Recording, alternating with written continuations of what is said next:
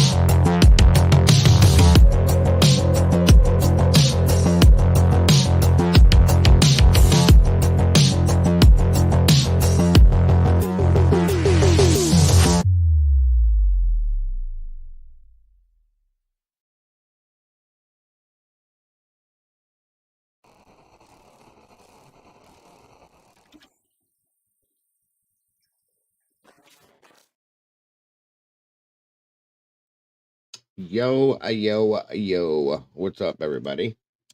Good to see you today. Thank you for joining me. Please let me know if you can hear me okay. My audio is a little. I've been having problems with this microphone here. I don't know what the deal is, but who knows? Either way, just let me know if you're having problems hearing me, and I will try to make it fix. Try to make it work. Sorry. Try to make it fix. Yeah. Good one, Diggo. Anyway, I hope you're all having a wonderful day so far, and hopefully we can make that day better. Being here with me and you together,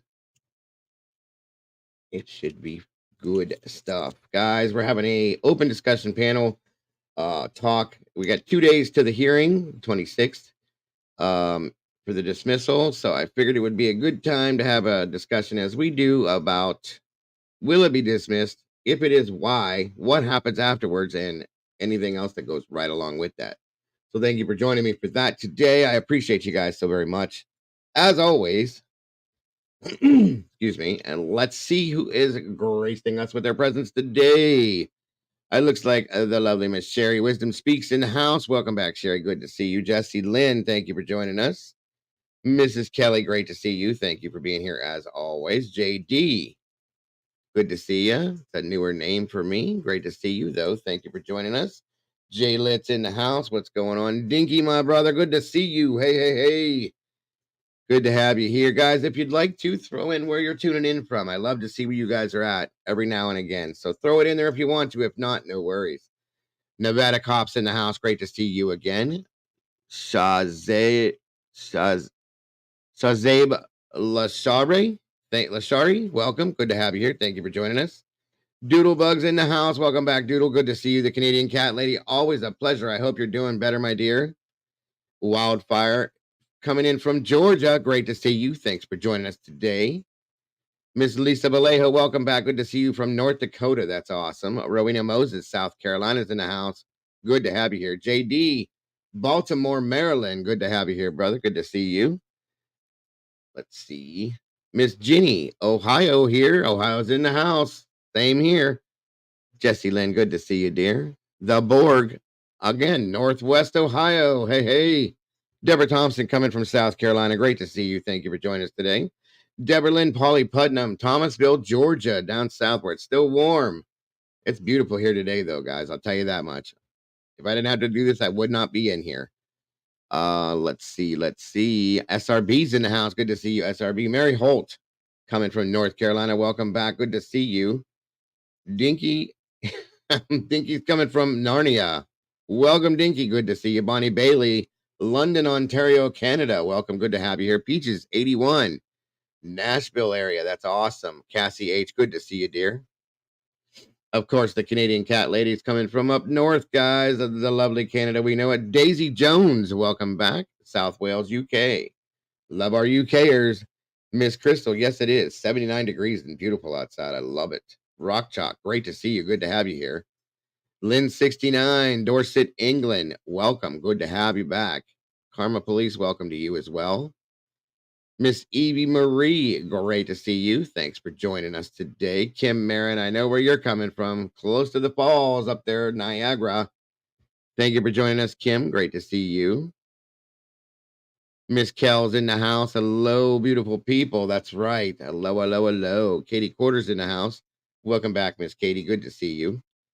David Sharman from the UK. Welcome again. Blah. How are you? Good to see you. Let me see. Northern England is where the Karma Police are checking in at. That's awesome. Good to see you. Ms. Boone, my number one fan in the house. Good to have you back, Boone. Good to see you, Booney. We love you. A Convict's Thoughts with Mr. A.R. Hayes in the house. Tuning in from half asleep mode. Always. Thank you, brother. I appreciate you so very much. Hope you're being safe out there. Let me see. Nothing half-assed. Good to see you. Thanks for joining us. I wish I could, Jesse. I wish I could. Echo 444, Hastings, Southeast UK. Welcome, Echo. Good to see. We got a lot of UKers in here, and I love you guys. I'm telling you right now. Miss Sherry K, great to see you. Thanks for joining us. Red Riding Hood's in the house. Hey, hey.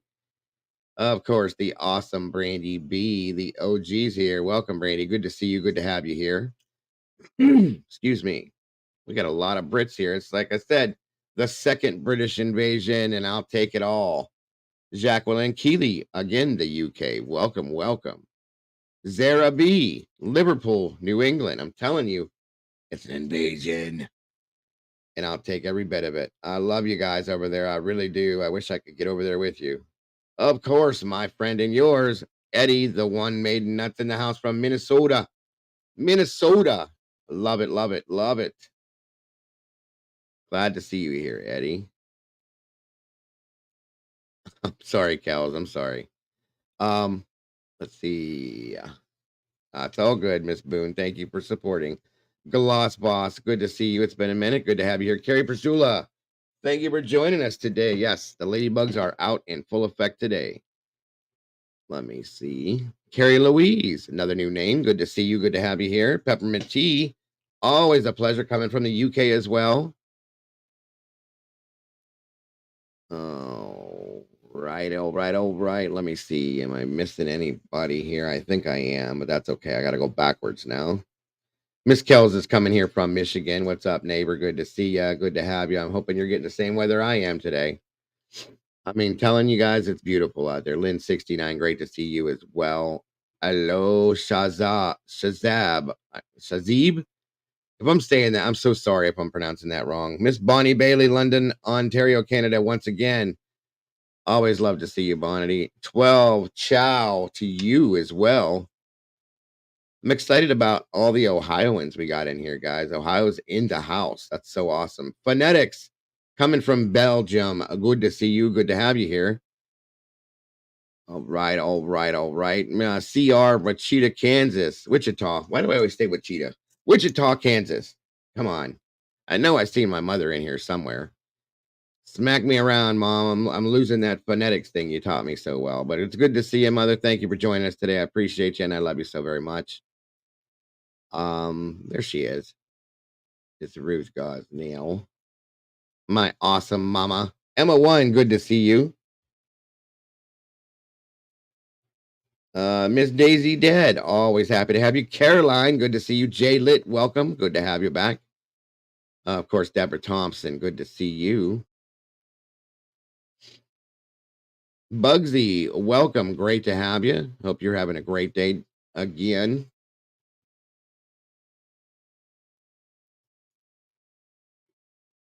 Wildfire. Let me see. Am I missing anybody? Rock Chalk. Ginny. B Boppity Bop. Hello to you. I love the name. Good to see you. Miss Crystal, good to see you as well. Um, yo, yo, yo. What's up, Miss Cassie? I love it. I love it. Thank you for that, JD. I appreciate that. Shout out to you, my friend. Shout out to all you meatballs. North Carolina Mountain Man, what is going on, brother? Good to see ya. Thank you for joining us today. Latrell Hill, coming out of Youngstown, Ohio, another Ohioan. Thank you for joining us today, Latrell. Good to see you, neighbor.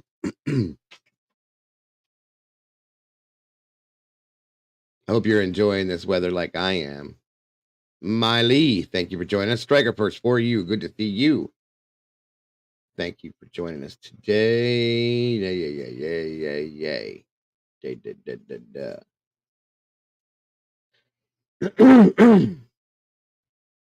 I think that's it. Claire Bear coming from the UK. Thank you for joining us. Number 12. Good to see you as well. Or just 12. Sorry. Again, AR Hayes joining us today. Hopefully, maybe we can get him to jump up here and speak his mind a little bit too.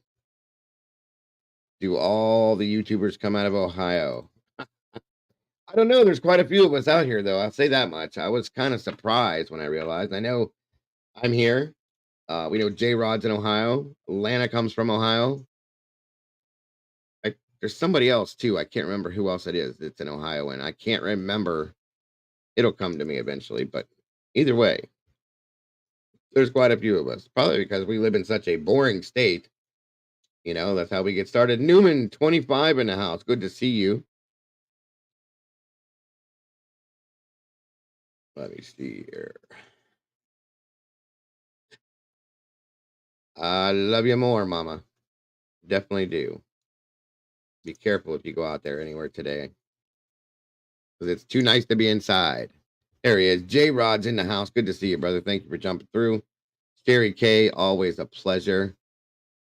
Miller Time 66. Good to see you. Thanks for joining us. I see some new faces in here, and I love it. I do love it. AR's heading to the hearing. Good to hear, brother. Good to hear. It'd be nice to have some live correspondence there. Hopefully, you can make it there for both of them. That would be great. That would be great.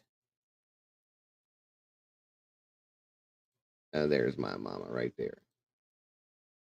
Kells is half British. Interesting. Carrie Louise.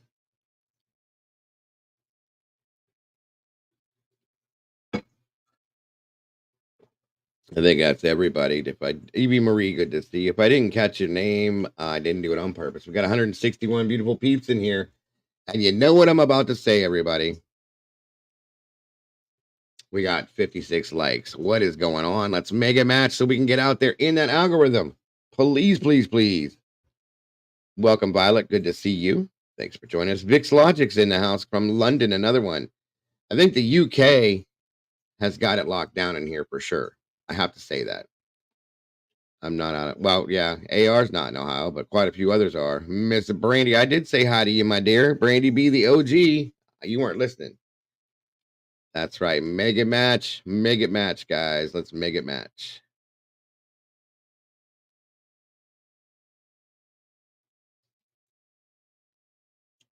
Let me see what we got here. Carolyn Miller, good to see you, dear. Wichita.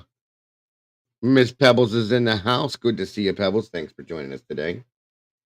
Guys, if you will, please make sure that you can receive gifts. That little box at the bottom of your screen down there. Please do that. Dana Renee, good to see you. Thank you for joining us today. Amethyst Noor, welcome. New Orleans represent. Hell yeah. I would love to go to New Orleans. I always have wanted to. My aunt went a few times and she loved it. I don't want to go for Mardi Gras. I just want to go just to see it. You know what I mean? I don't want to be there for Mardi Gras. Miss Zelda's in the house. Good to see you.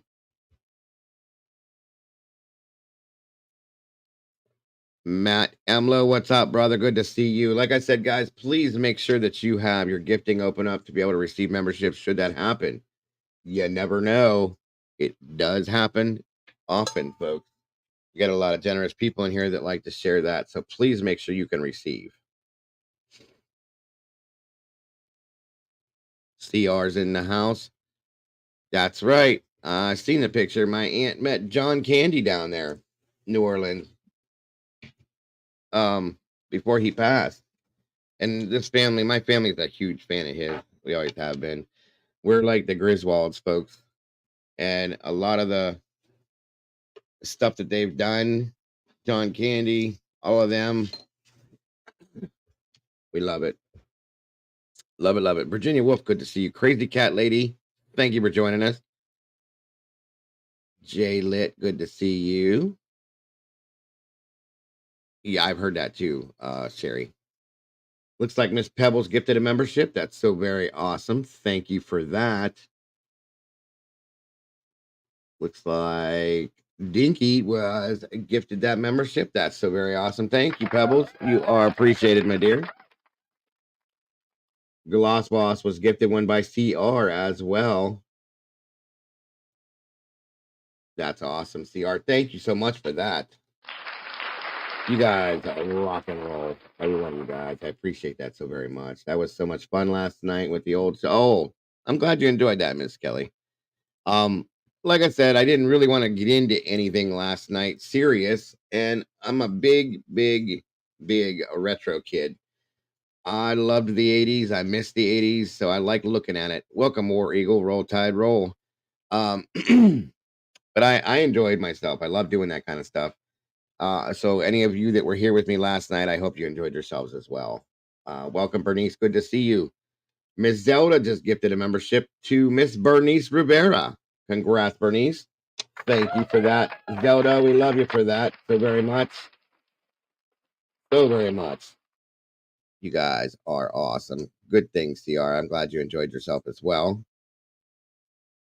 For those of you whose memberships have run out, that's another good way to get it back started up. Leave that open. Looks like, see, there we go. Looks like Miss Evie Marie has been a member for 5 months. Says she loves being a meatball. There we go. Hell yeah, Evie. Thank you for that. We love having you here in the sauce with us. That's a fact. That is a fact. You guys are all so very appreciated, and I thank you for being here with us every day that we do this. It's okay, Rock Talk. You don't have to explain, dear. I understand these phones don't always allow for that sometimes. No worries. Just you being here and supporting the channel the way you do is more than enough. It very much is. Absolutely. Congrats on that again, Evie, and it's great to have you here. It really is.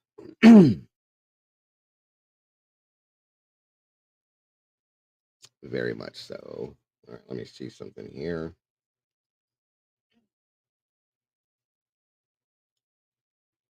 '80s music, okay, but the '70s is the best.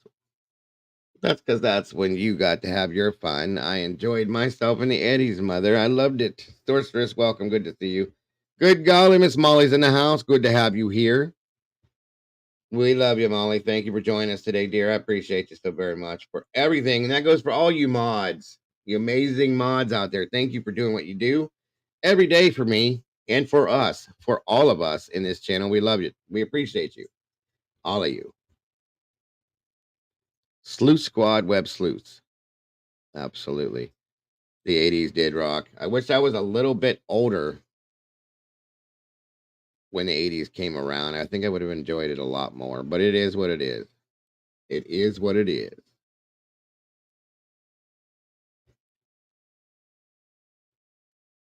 All right, guys. Let's see here. Yes, great mods. They are the best on YouTube as far as I'm concerned. That's my opinion. You can argue. You could try. I won't believe you.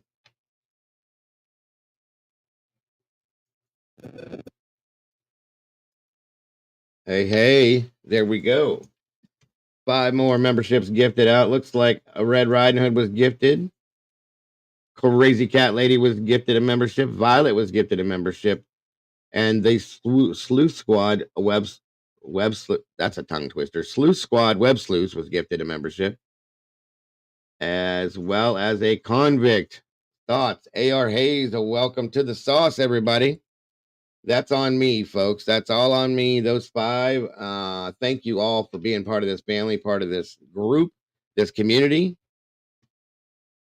So welcome to the new meatballs and welcome to the sauce, guys. As we spill some sauce today, hey, hey. Welcome to you, AR, especially. Appreciate having you in here. Some of these were regifted. That's okay. You guys are awesome. Thank you for that. That's okay, guys. With the iPhones, don't worry about it. You guys don't have to worry about that. Absolutely, Zelda. One of these days, I'm going to get my mama a membership. How about that one? 70s music was great. Yes, it was. I got the best of both worlds. Absolutely, Sleuth Squad. No, you're fine with your name. It's just a tongue twister. Great to have you guys here. Absolutely. Yes, yes, yes. For all of you, appreciate you guys so very much.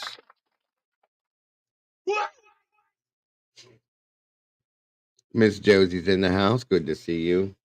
Yeah, guys, I got lucky. That's where in my opinion, because I've heard it from a lot of you guys, since I have good music taste and so on and so forth. Well, I got it honestly, folks. My parents are both very, very, they had very good taste in music. My dad, of course, kind of a hippie guy, was into the rock and stuff. Mostly, he liked it a little bit other stuff too. My mother, of course, she got the funk and the groove. That's one of my favorite songs on the whole planet. September, of course. I play it for you guys all the time. Earth, Wind, and Fire. That's where it comes from. Excuse me. So my family, great taste in music, and I like I said, I got it honestly. Billy Joel. Yep. I do not, Miss Carrie. I'm sorry, I don't have a PO box. You can get with me privately, whether it's through my email or whatever, and I can give you an address for whatever. What did you need it for, Carrie? Earth, Wind, and Fire. Yes, awesome band. My mother and father used to go to concerts too, folks. When I was a kid, I was kind of jealous. I know for a fact that they've seen Zelda gifted another membership to D. Smith. Thank you, Zelda. I appreciate that. Um, Billy Joel, they went and saw the We Didn't Start the Fire tour. I got a book and I think a pin from that one. I was kind of mad I didn't. I love Billy Joel. Chicago, they've seen Earth, Wind, and Fire. You've seen quite a few other. I know my dad, he's seen a lot, but my dad has seen Alice Cooper and all sorts of other groups. But my mom met the Beatles. That's awesome, Kels. Oh yeah, yeah, we can handle that, Brandy. No problem. Before I leave this mortal coil, I want to see heart. I won't. So do I, Mom. So do I. In a bad way.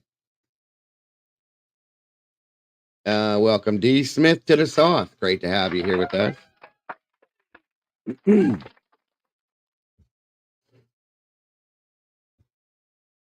Met Billy Joel a few times. Family on Long Island. Ran a restaurant in Montauk. Cool. Oh yeah, he's a little guy. That's okay. Little people are cool. Doodlebug, good to see you.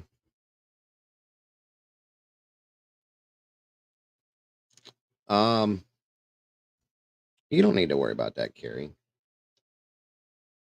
I mean, I can talk to you about something, Mellencamp. Yes. Like I said, through email, we can set something up that way. If you have my email, um, it's not important though. You don't have to worry about it, my dear. Just you being here supporting is what's most important to me. It means the world to me. But there's my email if you want to contact me that way, or you can contact me via the phone number that I have, and we can talk about it or text that way, which is streaming at the bottom of the screen right now. And we can set something up that way. Welcome, American Princess. Little people are cool. That's right, Mama. You made this little person, so we're good. Oh, yeah. Oh, you got to go to that concert, Lens, when they did the live version of Stairway to Heaven when Zeppelin was up in the audience watching. That was crazy. Or you just saw it live. Okay. That was amazing. They did a really, really great job at that. Let's see. Well, there is a sixth new roommate who was what? We'll have to see about that one. Josie, great to see you, dear. I don't mind the French fry. Amethyst Snore went to all concerts in NOLA from 89 years. We took friends with the DJ on it. Yeah, it's awesome, Amethyst. That's very awesome. Cool stuff. Thank you, Zelda. Again, guys, you know what this is all about. The channel is crowd-funded.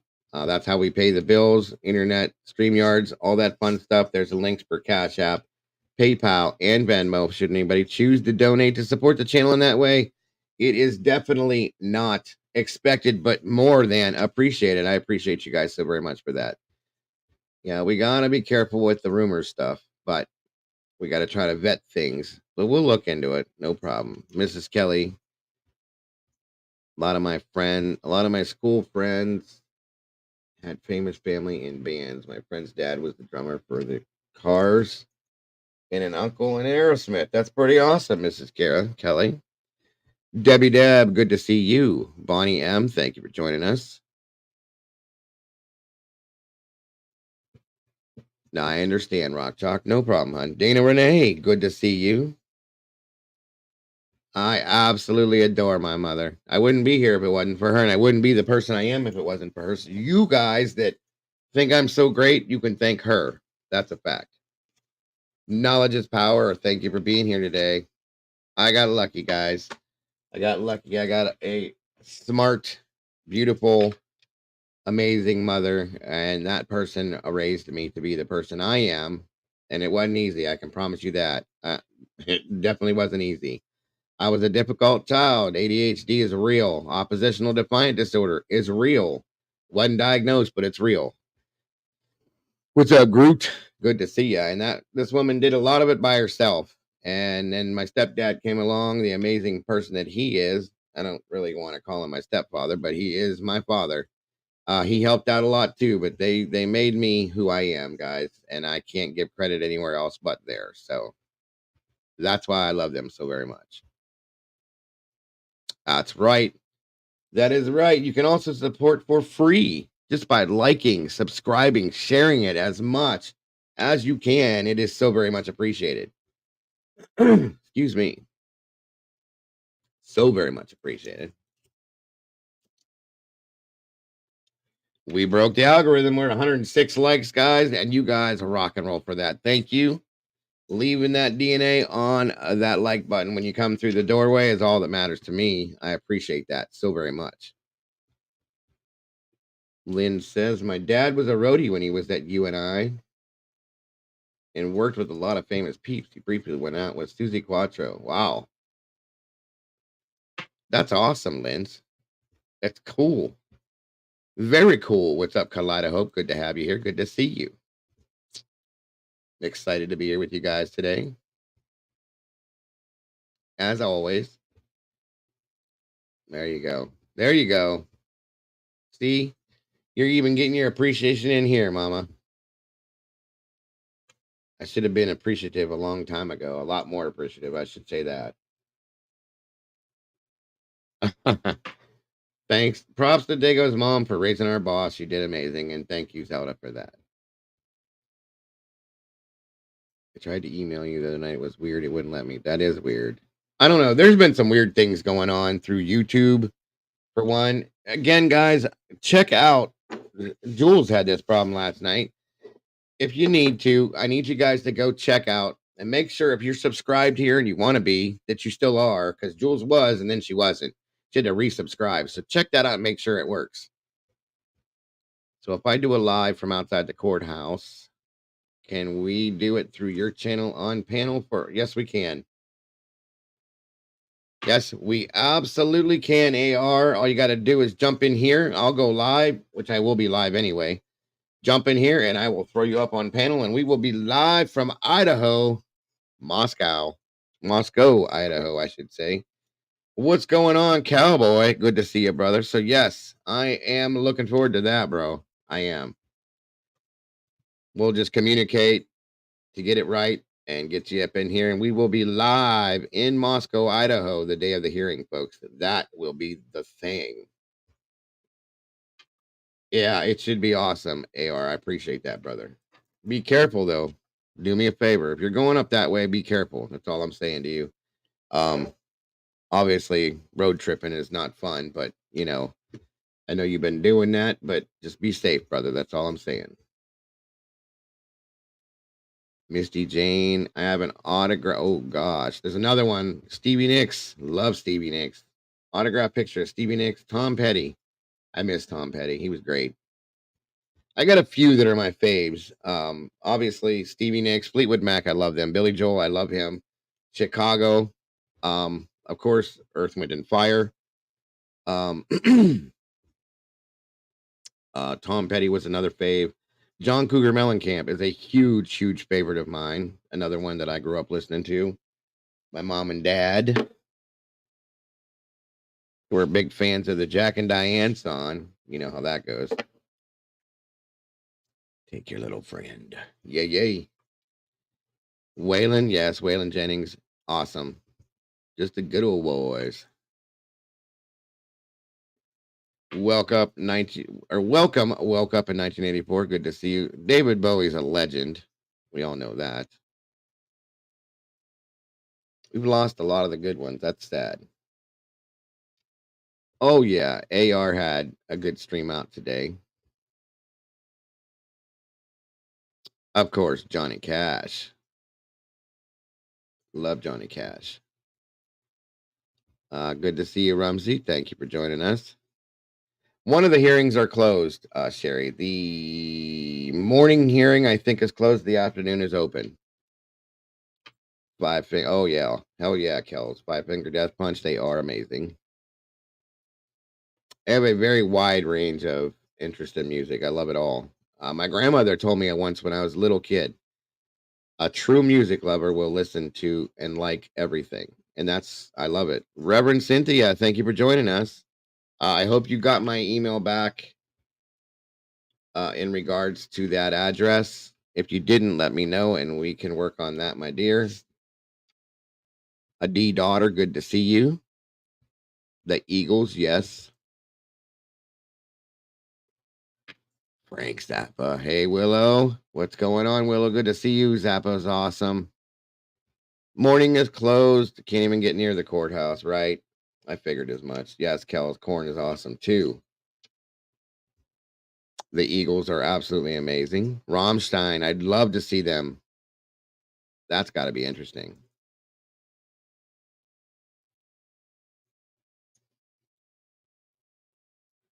Katie Quarters, hey there, fancy to meet you. Aunt Clara, great to see you. Charisma, welcome. Oh, wow. That's awesome. Not an autograph, but I sat on Grace Slick's lap from the airport to music venue in San Fran. 1967, Summer of Love. Mom did lighting shows. Oh, that's super awesome. Grace Slick, for those of you that don't know who that is she was in, well, she was probably the one of the main voices for Starship or Jefferson Starship or Jefferson Airplane or whatever name they went by at that time, but they were amazing, amazing band. Another one. I grew up on the best ones, guys. My parents, I told you, they got great taste in music. So, Credence, yes. Of course, Credence is just a staple, folks.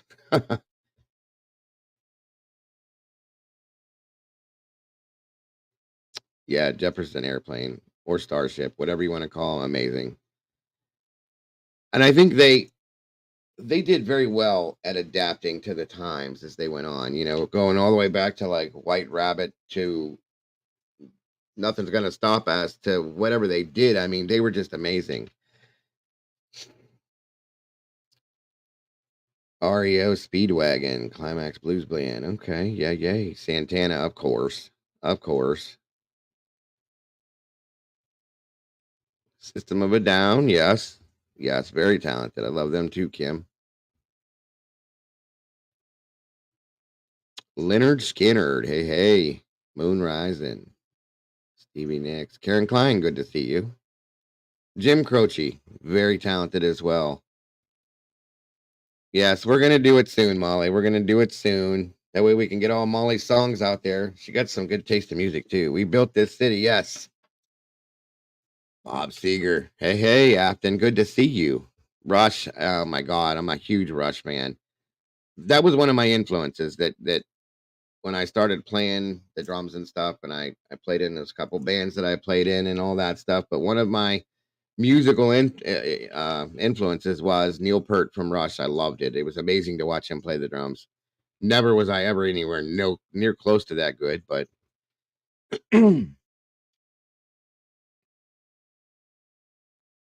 She Talks to Angels. That's oh, She Talks to Angels. Chris Robinson, the Black Crows.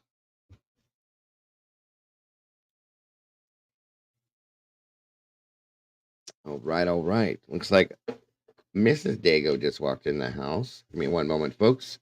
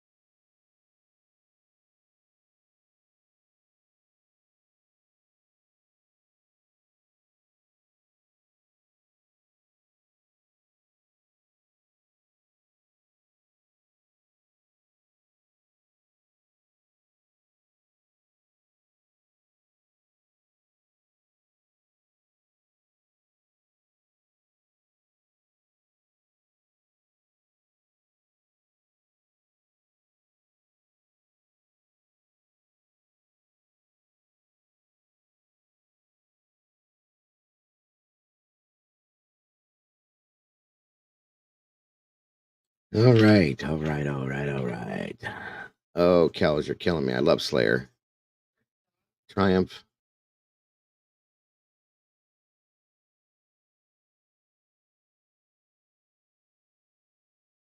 All right.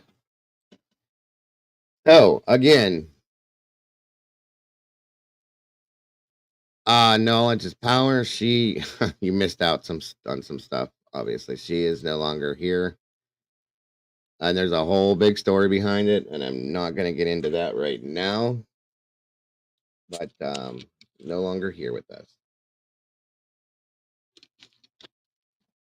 Melissa D. Same here, Josie. Maybe more. I love them. Tom Araya and Carrie King, all of them. Like I just huge fans. Love them, love them. Music is music. I love it. You too, Mama. I love you very much. Be safe if you're outside, and I will talk to you soon. Have a great day, Mother. Simply Red. Anthrax. Not. I love them. Scott Ian. Thank you for joining us today. Mama, I appreciate you, and I will talk to you soon. I was living at Mike Bloomfield's house above Stetson Beach in Marin City. We went to the Farewell America party for the Rolling Stones at Fillmore West. I met Stevie Nicks, John Hammond, and Bill Graham. That is so very awesome, Cynthia. Caught in a mosh. Yes. I do too. I haven't caused the Rat Pack, Sinatra, Dean Martin. I'm a huge fan of Dean Martin. Huge. Um, like I said, I listen to things. I listen to everything. Slayer, Slipknot, Dean Martin, Frank Sinatra, all of it, guys. The Doobie Brothers. Like I said, that's one thing my grandmother told me I'll never forget. A true music lover will listen to anything, anything. That's awesome, Revan. Absolutely, Miss Bonnie.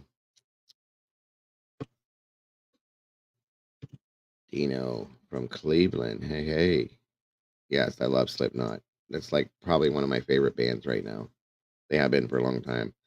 Yes, 12. I listen to all that stuff too. The Dead Kennedys, GBH, the Misfits, the Dead Milkmen, Love and Rockets, the Sex Pistols. I'm a huge fan of the Sex Pistols. Um, I went through a huge punk phase for a while when I was skating, and it just stuck. GNR, Metallica, Faith No More, and Three Rivers. Hey, hey, there you go. Get old Pittsburgh. The Ramones, yes, another one. God, you guys are killing me with this today. We're never gonna get Attack of the Killer Bees. Yep, I think that was the album that they did. Bring the Noise with Public Enemy.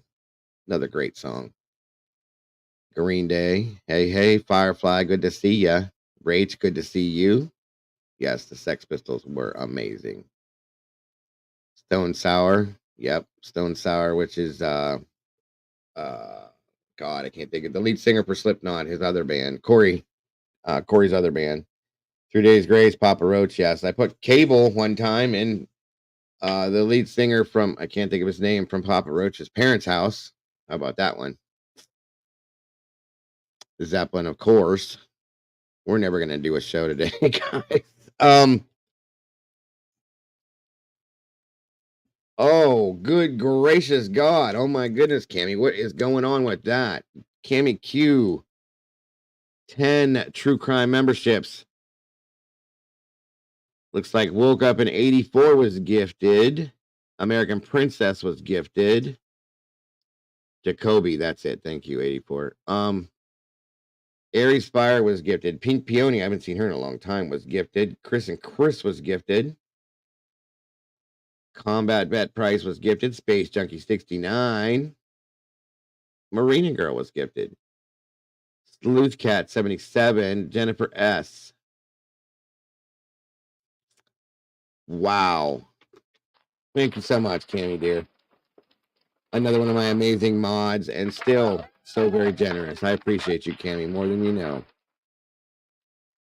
Crime, food, and music. That is what we do here. That's a fact. Cammy, that's amazing. Thank you, darling. I appreciate you so much. So let's do this before we don't do this, because I'm at this moment, I'm ready to just have a whole music show. You guys got me rolling, but we can't. We can't. It's coming, but we can't. We're gonna do it soon, guys. We're gonna have another one of my little DJ night things here, or DJ day things. Whatever we do, we're gonna do it soon because I love doing that with you guys, and I think you guys enjoy it. So we will do it soon. I promise you that. Very soon. Molly brought it up, and Molly's number one of my one of the people that is number one in my book, and I have to go with what she says, folks. I just got to do it. Welcome and congratulations again to all the new meatballs in the sauce. Thank you, Sherry. I hope you enjoyed that. I did very much so. Aries says thank you for the membership, and it is appreciated. I bet it was, Reverend. I bet it was. The love is being spread. New meatballs in the sauce. Yes, I appreciate that. Dago's the best host. Meatballs are the best chat in town. Thank you, nothing. I appreciate that very, very much. Very, very much.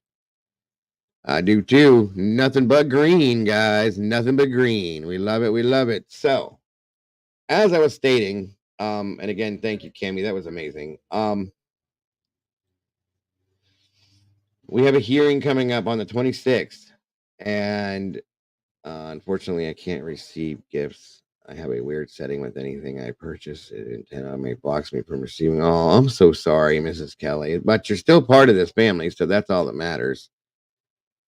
The Y store from you. No, I have not, blah. What is that? The Y store? Never heard of that. The Y store. That's interesting.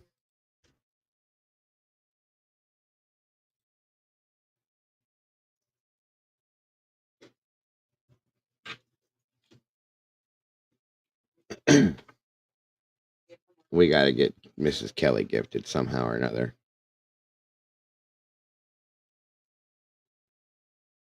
Thank you, Kim, for that. And you are appreciated, my dear. So very much.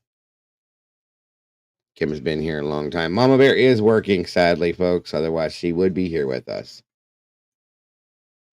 So, again, guys, today's never heard of the Y store. Good God, Mrs. Kelly, that's insane. I'm so sorry that you went through that. That's horrible. Wow.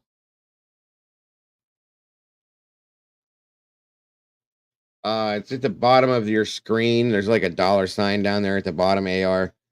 You click on it and it gives you options to super chat, super sticker, or buy memberships, gift memberships. Be listening. Mike D experience, what's going on, brother? Good to see you. 240 awesome people in here. We got 135 likes. That is amazing. I appreciate you guys so very much. Sounds good, doodle. So again, like I was saying, where did it go? Jesse Lynn says, I've heard from a few creators that if the judge wants to play by the rules, get the prosecution to do what they're supposed to do, he will throw the indictment and have a preliminary. And I kind of agree with that as well, Jesse. I found it. Are there 50 people? Oh, dude, yeah, I've got a lot of people in here. I got over 6,000 subscribers, so they can all be gifted, my friend. Yes, thank you, Jesse, for that. So very much. Um, so that's what we're going to talk about, guys. Is if you know if it is dismissed, why it's going to be dismissed, and what will happen if it's dismissed. I don't know about that one, Debbie. I don't know about gift card. You should be able to. I don't know for a fact, but you should be able to. That Mary, that's a different scenario. To do somebody put the link in here to be able to join. If they want to buy a membership, they can do that. Okay. Well, unfortunately, AR, I can't pick. It's a random thing and it goes to people. As long as they're opened up, they can grab whatever they want. Okay. Or they will go to those people if they have it allowed for gifting. But yeah, no, I appreciate that, my friend. You don't have to do that, but I do very much appreciate that. That's awesome. Um, that would be amazing. That is right there how you become a member, just like that.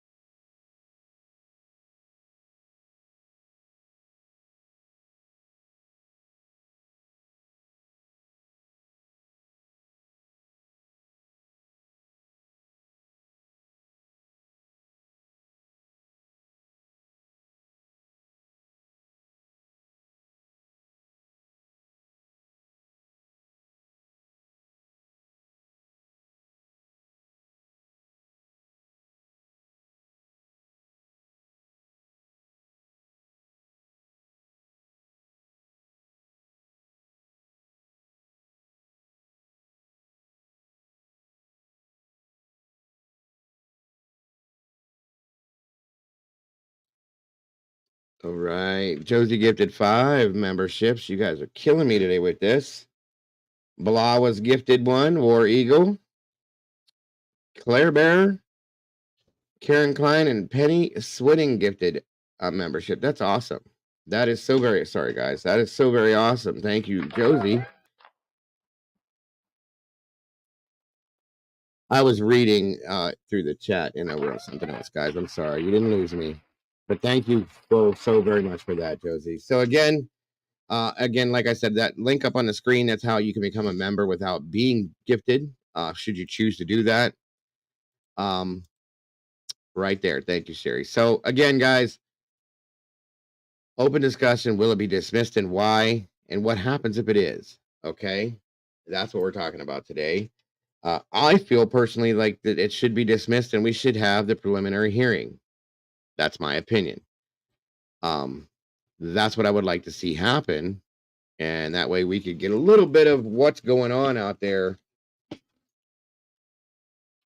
Have a little more knowledge of what's really going on. You know what I'm saying? So again, that's what I would like to see happen.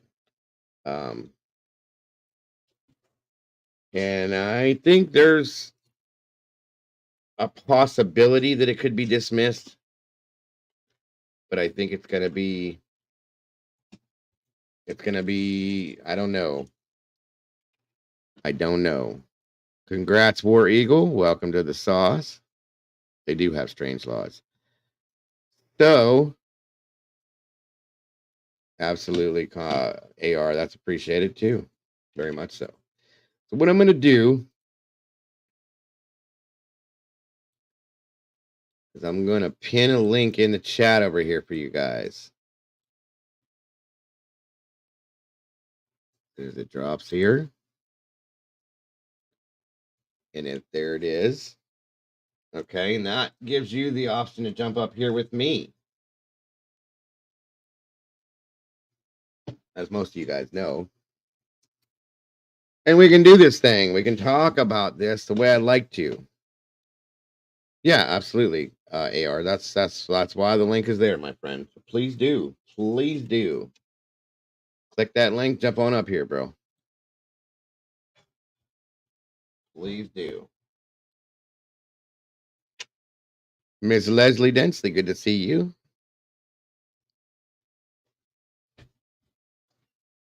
Absolutely. Thank you for being here, Leslie.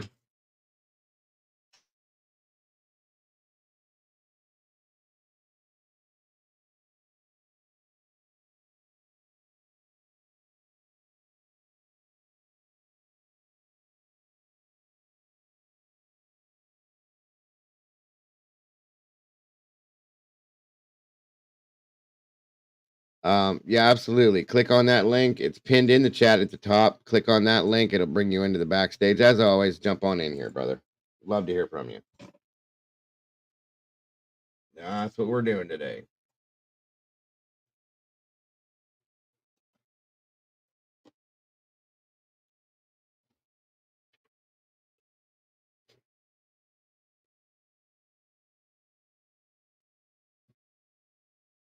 Strutter 614. No, I did not see that. That's interesting, though. Thank you for being here, though.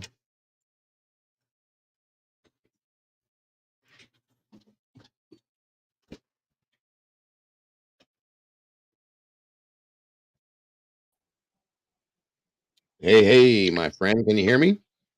Yep. Can you hear me okay? Yes, sir. Welcome. Good to have you Awesome. here.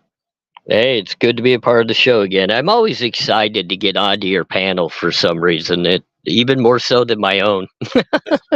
I love having you here, bro. A lot of people love hearing from you. So, Well, I appreciate that. I'm sitting outside. I'm having to do some editing on some of my videos, and it's kind of crazy when you don't have good reception, as you probably know. It's like, well, I got to bounce around and find it. yep, I do get it. Absolutely. It's So not fun.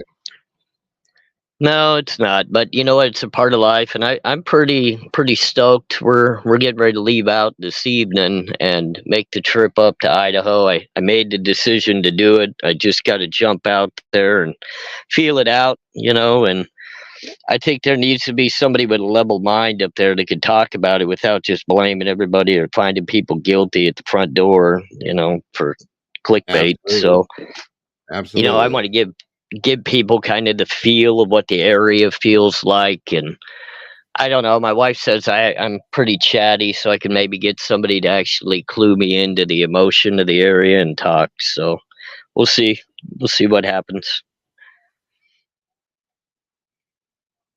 Do it, man. Sorry about that. I don't know how that happened. No, Yeah, I heard what you said. Absolutely. Um, awesome. so what do you have for us today, my friend? Welcome, Reverend Cynthia, by the way. I think one thing that I can kind of reflect on is kind of going into a dismissal hearing, what to expect, because obviously we filed for dismissals in numerous of my cases.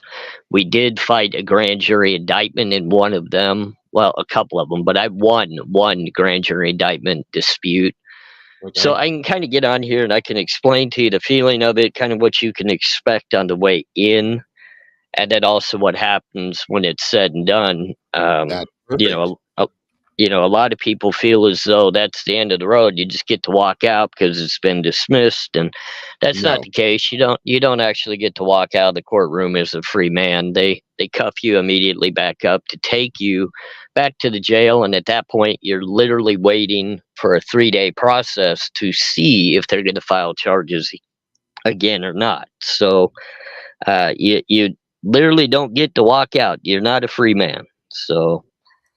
Um, I, I wish I could say you are, because I feel like this defendant deserves that chance to fight this case just based off the fact, as we're seeing, not everything is being done by the correct constitutional rule of thumb here in this case. So, Well, and uh, this is different too. Um, First of all, um, the way that he was arrested, okay, and then once he was arrested, then he was indicted, okay. So I did not. Real quick, sorry. Congrats, Mary. Welcome to the family. Good to have you in the sauce here. Another new meatball. That's awesome. We appreciate. Dago, Yes, ma'am. I need to get some water. I'll be right back. Oh, take your time. Take your time. Thank you for being here, by the way. And again, no, Leslie, I did not hear about that. That's quite interesting. But yeah, Brian was arrested. Then he was indicted from a secret indictment, so on and so forth. And we all know how that went down and probably why that went down like it did. So in that situation, let me ask you on your side of things, AR, and from your experience with the way it was handled with him, how do you think, per se, if the judge agrees that this should be dismissed, how do you think that may go down if it does go down? well, first of all, the way the prosecution handled the canceling of the prelim and then going into the grand jury indictment is really a shady situation, considering the grand jury indictment needs to happen I'm pretty back. much immediately after arraignment. Right. So the factor that they were going to wait as long as they did, and if I remember correctly, it was a couple of months that they were waiting because the defendant waived his right to a quick and speedy prelim, and I believe that was all because they were trying to get in touch and they wanted to talk to Bethany. Right. So I mean, the defense kind of hurt themselves in that sense, but my wife and I, as we were talking about, because she's kind of my little puddle of mud that I got to talk to all the time, frustrating her. But, we discussed it, and I told her, I said, they're going to get a grand jury indictment. They're going to do it. They're not going to allow their witnesses to take the stand and be berated by the defense. Right. So, of course, right before the defense was supposed to meet with Bethany, or at least that's what we all thought was going to happen. That's what was presented to us, that they had some sort of agreement that they were going to do that. And then, of course, the preliminaries canceled and the grand jury indictment came through. Now, that had to have been a quick rush job by the Oh yeah. prosecution. And I don't believe. I mean, just my mindset looking at, I don't think they were at all prepared, and I don't think they presented it correctly when they're there, and it wasn't handled appropriately. So that in itself right there should have been a back off moment to where I think that right there, the court should have thrown up their hands and said, hold on, you know, we got to we got to go back and look at this. But you know, the defendant had already, I think, in all of their minds, made up their mind if that's the route they went, they were going to dispute it.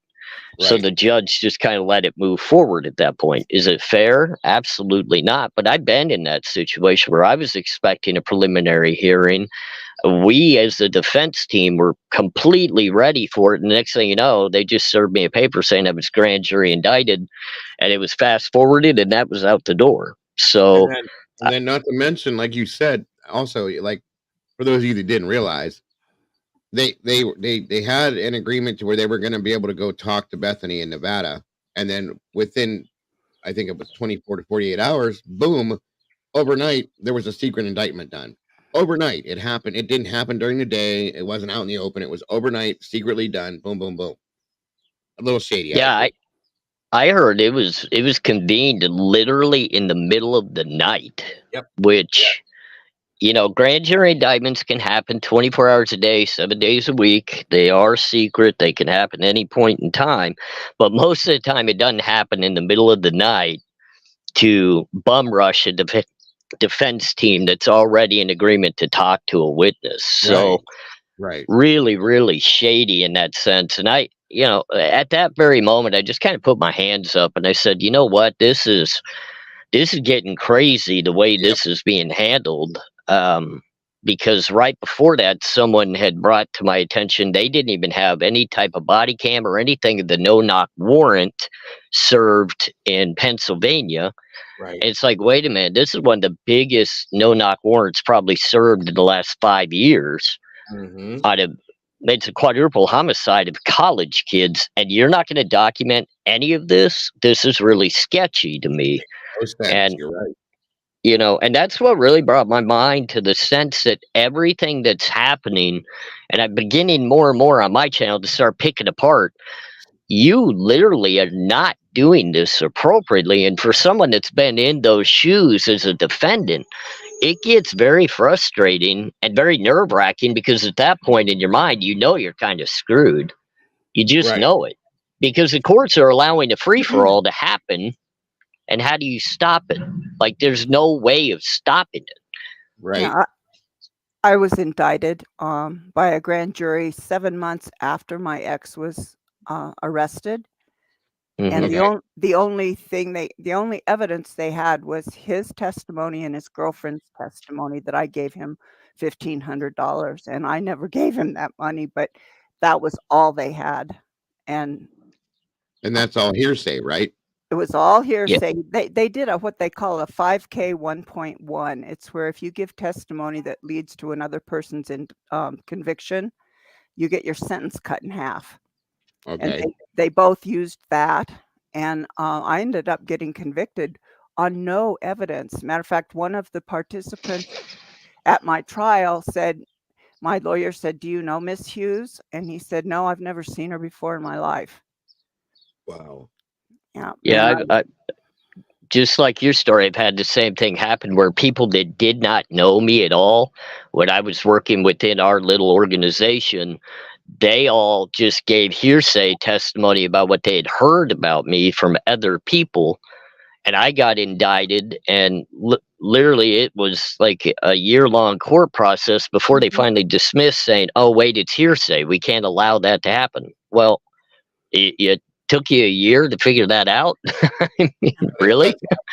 It does happen. both the judge and the prosecuting attorney were later, about 4 years after I had gone to prison, were convicted of prosecutorial misconduct, and the judge was removed from a federal bench, and so the prosecutor was disbarred. Wow. That Well, sounds you've kind of got definite experience there for sure. Something Yep. you'll never forget. You know? No, 10 years in federal women's prison was not a joyride. Let's just say that. wow. A lot of respect to you for coming out on the better side and handling it as well as you did, because I understand 10 years, is not a joke. I mean, I know out here we live every day, day by day, and it seems to go really quickly. When you're in there, absolutely, it does not move quickly. So, Well, not to mention that you're in there on being innocent. You know what I mean? Yep. That's 10 years of your life gone Yep. based on innocence, and that's disgusting to me. I'm Yep. so sorry that you went through that, Cynthia. I really am. Yeah, it was hard, but when I went to a counselor in the prison system about it and told him, look, I'm innocent. I didn't do this. I can't, I wanted to commit suicide. And, he said, you've got to stop because you may be innocent, but according to the juris, prudence, you are guilty and you're doing 10 years in here. And that's not going to change because I had already lost my appeal because they didn't even look at the appeal. Wow. It was, but I got involved with taking classes and went to Carswell, Texas, which is a federal medical center for 2 years and started doing sweats. Every Wednesday, I did a Native American sweat, and the time was not totally miserable. I studied religion with they had 9 chaplains there and 2 priests and a rabbi, and I spent many, many, many, many, many hours with them discussing religion, and that was quite interesting and beneficial to me. In yeah, when I I, finally I, I feel for you. I really do. I didn't mean to cut you off, but just listening to you, I feel for you through your words, and just Mhm. heart goes out to you. So, Thank you. It's just that this didn't just happen to me. It happens to hundreds of women, I believe, every day Yes. through this conspiracy thing, because that's what I was convicted of, was conspiracy to possess and distribute, which I had no idea of, but you don't have to even know about it. All you have to do is do something in furtherance of their crime, which could be answering a telephone. that conspiracy charge is the worst charge ever. I mean, Mhm. I've been hit with them a couple of times as well, and I wasn't even in the area. I wasn't involved, but because I knew of some people and my name came up, then I was a conspiracy member of it. So, That's it. I mean, I 100% understand, and it's not fair. You get to go sit in a cell, and typically the people that you supposedly conspired with took Mhm. some sort of plea bargain, got 1 year, and Mhm. they're out. And then Yep. you're sitting there on a conspiracy charge for years upon years, Yep. especially in the feds. I mean, the Yep. feds is, I know that a lot of people say the feds is easy time. I know in the women's division of it, it is not at all. Nope. Some of the men's divisions are. I did my Fed time in Florence, Colorado at the ADX, which is the most prominent high security in the entire Mm. country. Um, and I did what I call a short time there of a year and a half. Thank God it was only a year and a half because that would have drove me wild. But, uh, you know, like I said, my heart and soul goes out to you. It Thanks. really do. It Well, really does. I did, let's see, what, 7 or no, about 6 years inside the fence, and then I went to camp, and when I went to camp in Dublin, they didn't have a library, and it really bothered me that there was no library. So another inmate and myself, this really nice lady that I met, who was there under similar circumstances as I was, started a library at Dublin, and that last couple years of my sentence just sailed by because I was so involved in mending books and, you know, doing time Right. in the library as a librarian and whatnot. So it gave me purpose, and that was helpful. But it was a very lonely time because my kids, none of them wrote to me or anything. I don't know. I'm so sorry. I'm Yeah, so so sorry. I didn't know what was going on with my family. A friend of mine who was a DJ in Billings, Montana, was the only person who wrote to me, and he wrote to me pretty regularly, and Well, that was that. I got out. I we're was It was the first time I'd ever been arrested in my life for anything, and I did all that time, and I was 53 when they arrested me, and I was 61 when I got out, and then I had to do 5 years, well, a year of halfway house, and then 5 years of supervised release. And all of that still while being innocent of what the issue was. And that's Exactly. If I had been guilty, I got all that for supposedly giving my, or allegedly giving my ex $1,500 that he used to buy drugs, which that's a, I never did. Never had that much money at one time, but it didn't. and what did he get out of that situation? He did 5 Wow. See? because he got his sentence cut in half, and he did some a drug and alcohol program, RDAP, and got out a year early. So that would have been 7 minus 2 and good, or 1 and good time. He was out in probably less than 5 years, actually. That's insane. I am so sorry. And his girlfriend, who was the one he apparently was buying drugs from, she only got 41 months. Wow. Yeah, and I got 120. See, that's what I'm saying. The justice system, it's horrific. If you aren't involved, you're going to get more time because you don't have anything to give them Mm-hmm. to basically sell, Yeah. so to get out. So AR, I really admire what you're doing, having your own program and speaking the truth about the justice system, because it's really a mess. Mm-hmm. Yeah, it definitely needs some work. Yes, it does. My son is involved in the Innocence Project right now because he's believed to be innocent of the situation that he's in for. Mm-hmm. And they can only do so much at a time with that scenario. You know what I mean? And there's no way to prove certain things. He was convicted on nothing but hearsay. Mm-hmm. His situation is a bit different because of the actual charge. We know, me myself would have, if I was on a jury, would have probably convicted as well because of the situation. You know what I mean? So, Mm-hmm. in a sense, it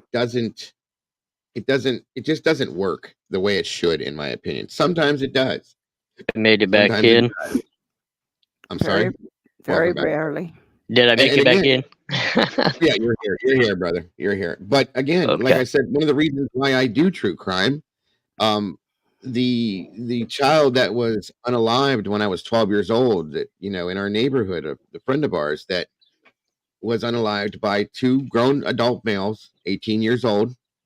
They got the death penalty for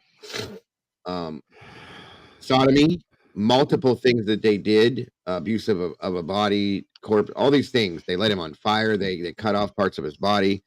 They sexually assaulted him. Sorry, I shouldn't have said that. But anyway, all of those things. This man got the death penalty. The other one got life.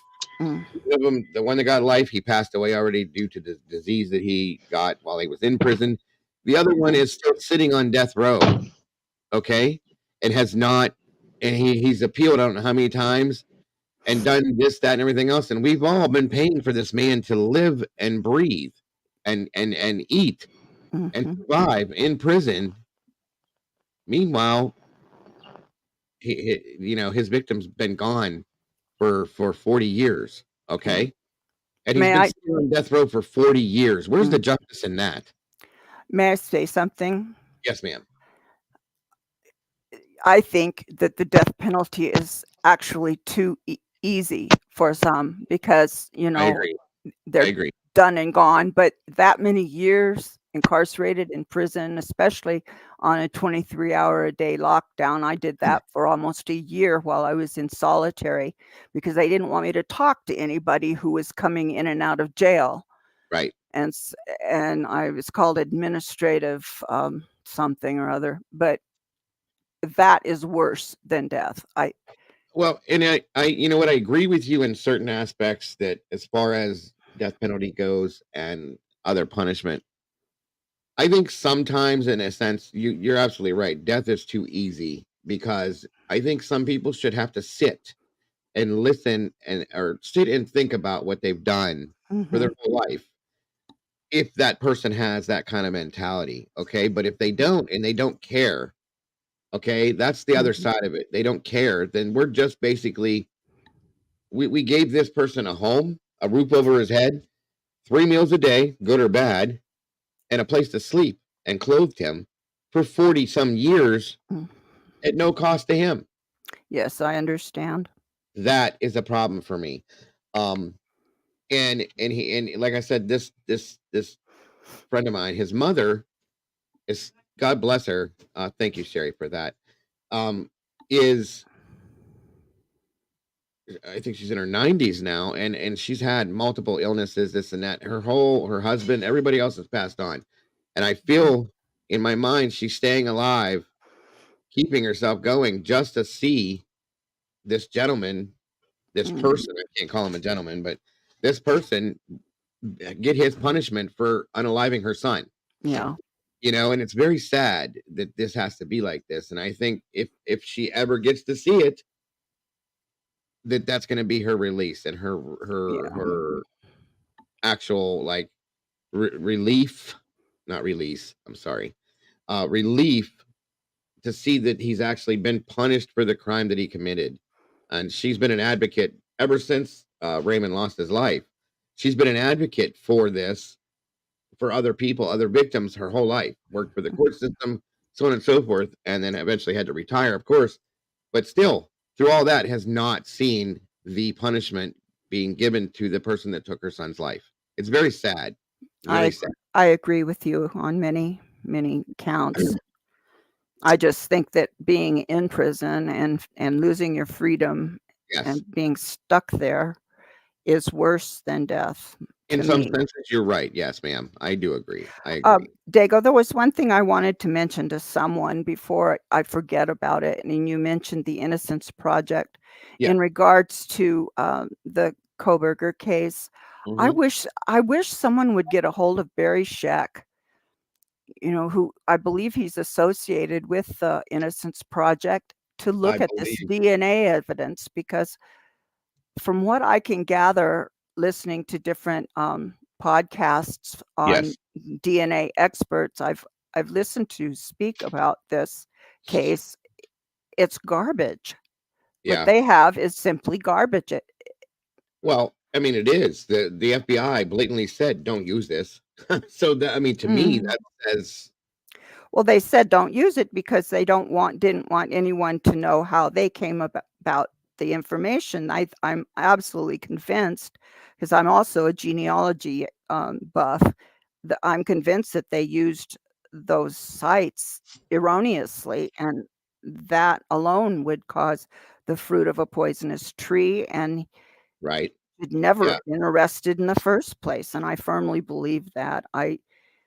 I don't know if he's guilty or innocent, but I tend to believe more so that those beautiful children or young adults were killed by uh, a group of very sick individuals that have associations with the fraternity, the city, and some other.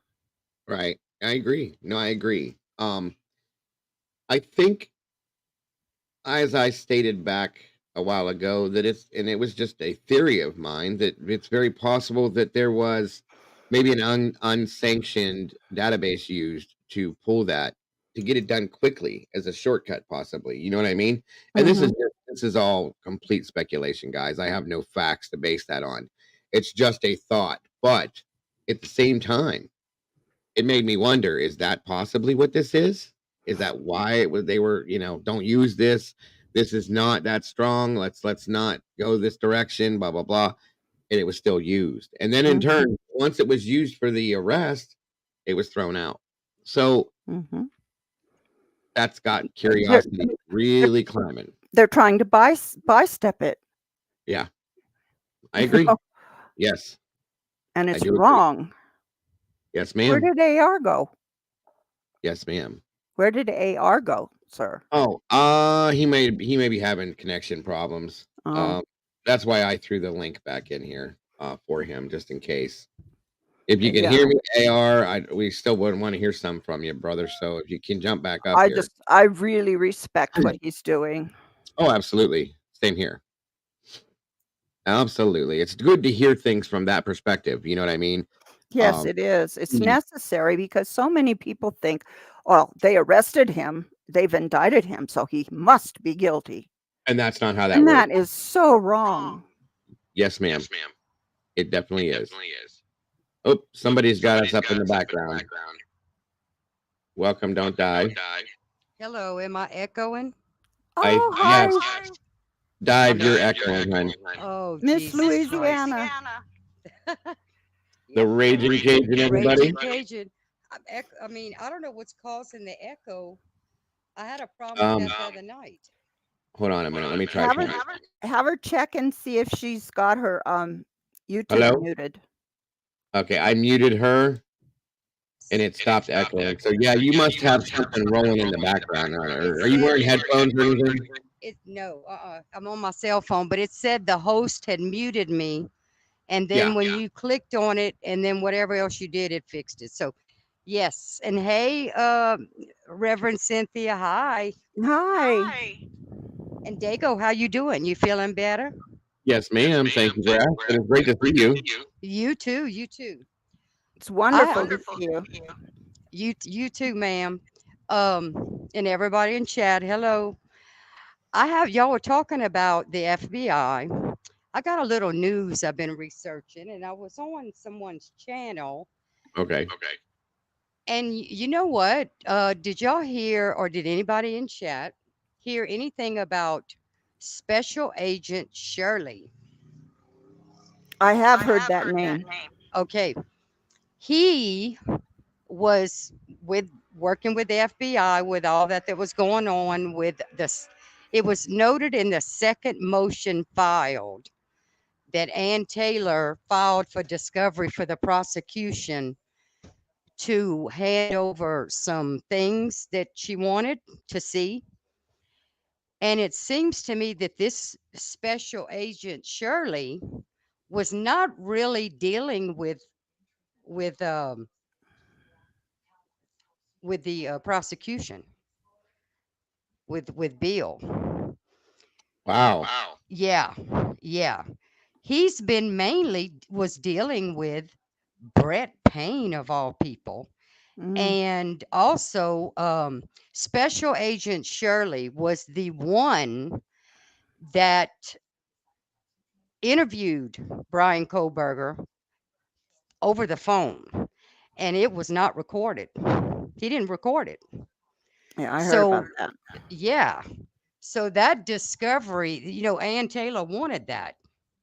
And Bill Thompson said, well, I don't have, you've got it. You got everything. You should have it. And she didn't. And he didn't release it. Legal. That would be, to me, if he's saying he did and he didn't, that's perjury. Yep. I think they're going to be experiencing the same thing my judge and prosecutor did and end up with prosecutor misconduct. Yes. You know what I mean. Yes, Miss Cynthia, I do. Yes, ma'am. So you know what I think's been going on since day one? The prosecution, now I'm not defending him. I'm not defending Santa by any means, but I think Bill Thompson he doesn't know everything. I think that Ellie and ISP and the FBI's, they've been working together, but they're not really filling Bill Thompson in on anything, which he's like sitting back saying, hey, y'all bring me the stuff that I've got to, bring to trial or, give to the grand jury and, whatever's in there, it's probably good. Well, if he's doing that and been doing that, I feel sorry for him. That's not good.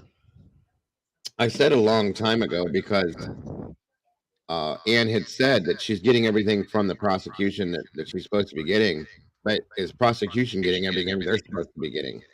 Obviously not. Evidently not. And you know, it surprises me that that phone conversation, that interview, I've never heard of for the FBI to interview someone over the phone. To me, you do that in person. Now, I Right. think there was two. I think one, so say, was done by Brett Payne, but it was like very short. That was even, I mean, that was like way in the beginning. But then Shirley came in and did a over the phone. Now, that's not really professional, especially as an FBI agent. Not on a case like this. Is it even illegal? I don't know. Maybe that's why it's not being released to Anne. Maybe there's some stuff that's going on that's not being given, and Bill Thompson's like trusting that he's getting what he's getting. I mean, I wouldn't even doubt if the grand jury didn't get none of that. See, I got a feeling the grand jury, of course, they don't have everything. And Right. Anne is kind of suspecting that the stuff that they didn't get, she may know about or figured out herself. I know my grand jury. The only thing they could have had was the something. I'm echoing. The only Try, thing they try it now.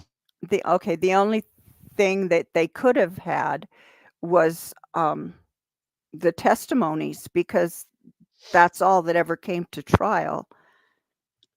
And You know, I think also, hold on, I will unmute you in 1 second, Dive. I think that oh shoot, I just lost my train of thought. Sorry about that. Go ahead with what you're saying. Oh, there we go again. Yeah, it's echoing through. It's echoing through you, don't Dive. I think Eddie was trying to come up. Yeah, I want. He's welcome Okay, to, you know what? absolutely. Let me jump down. I'd rather Eddie come up. thank you, because don't dive. I'd love to hear from both of you, but I absolutely, know, thank but you for being maybe here. I'll come back later. I'll come back later, but oh God, no, I want to hear what Eddie's got to say. He's Me Absolutely. too. Okay, bye y'all for now. I might Thank come you, back hon. later. All right. Bye bye. Bye bye. Thank you so much, Dive. Love the Raging Cajun, as I call her. Oh, he wasn't trying to come up. Okay, well, if you want to come up, my friend, you're welcome. Everybody wants to hear from you. Do you So want me to jump down? Because I know Eddie likes to be alone. if he wants to jump up here, and is going to, yeah. I mean, if you're interested in jumping down, you can. Oh, And jump sure, up I will. back, I've but that's fine. pretty much said what I needed to say, I think, except that Okay. it would be a travesty if this goes to a conviction Yes. and that poor young man has to spend any more time in jail or face the death penalty. It's just awful. Especially, Just yes. awful. Yes, I agree 1000% with you that is just it's just horrific. It really is. And it shouldn't happen that way. So I do agree. And thank you for sharing your story, Cynthia. I absolutely respect and appreciate that so very much. Oh, you're welcome. If Dark Fae, if you want to contact me, I'll give you my email. Yeah, absolutely. Absolutely. Okay, I'm going to jump down. Thank you, Cynthia. Thank you so very much for that. I appreciate you. By the way, did you get my response to that about the address for what you had sent me? I got one address. Okay. That's the only email I got. And what's your wife's favorite color? I think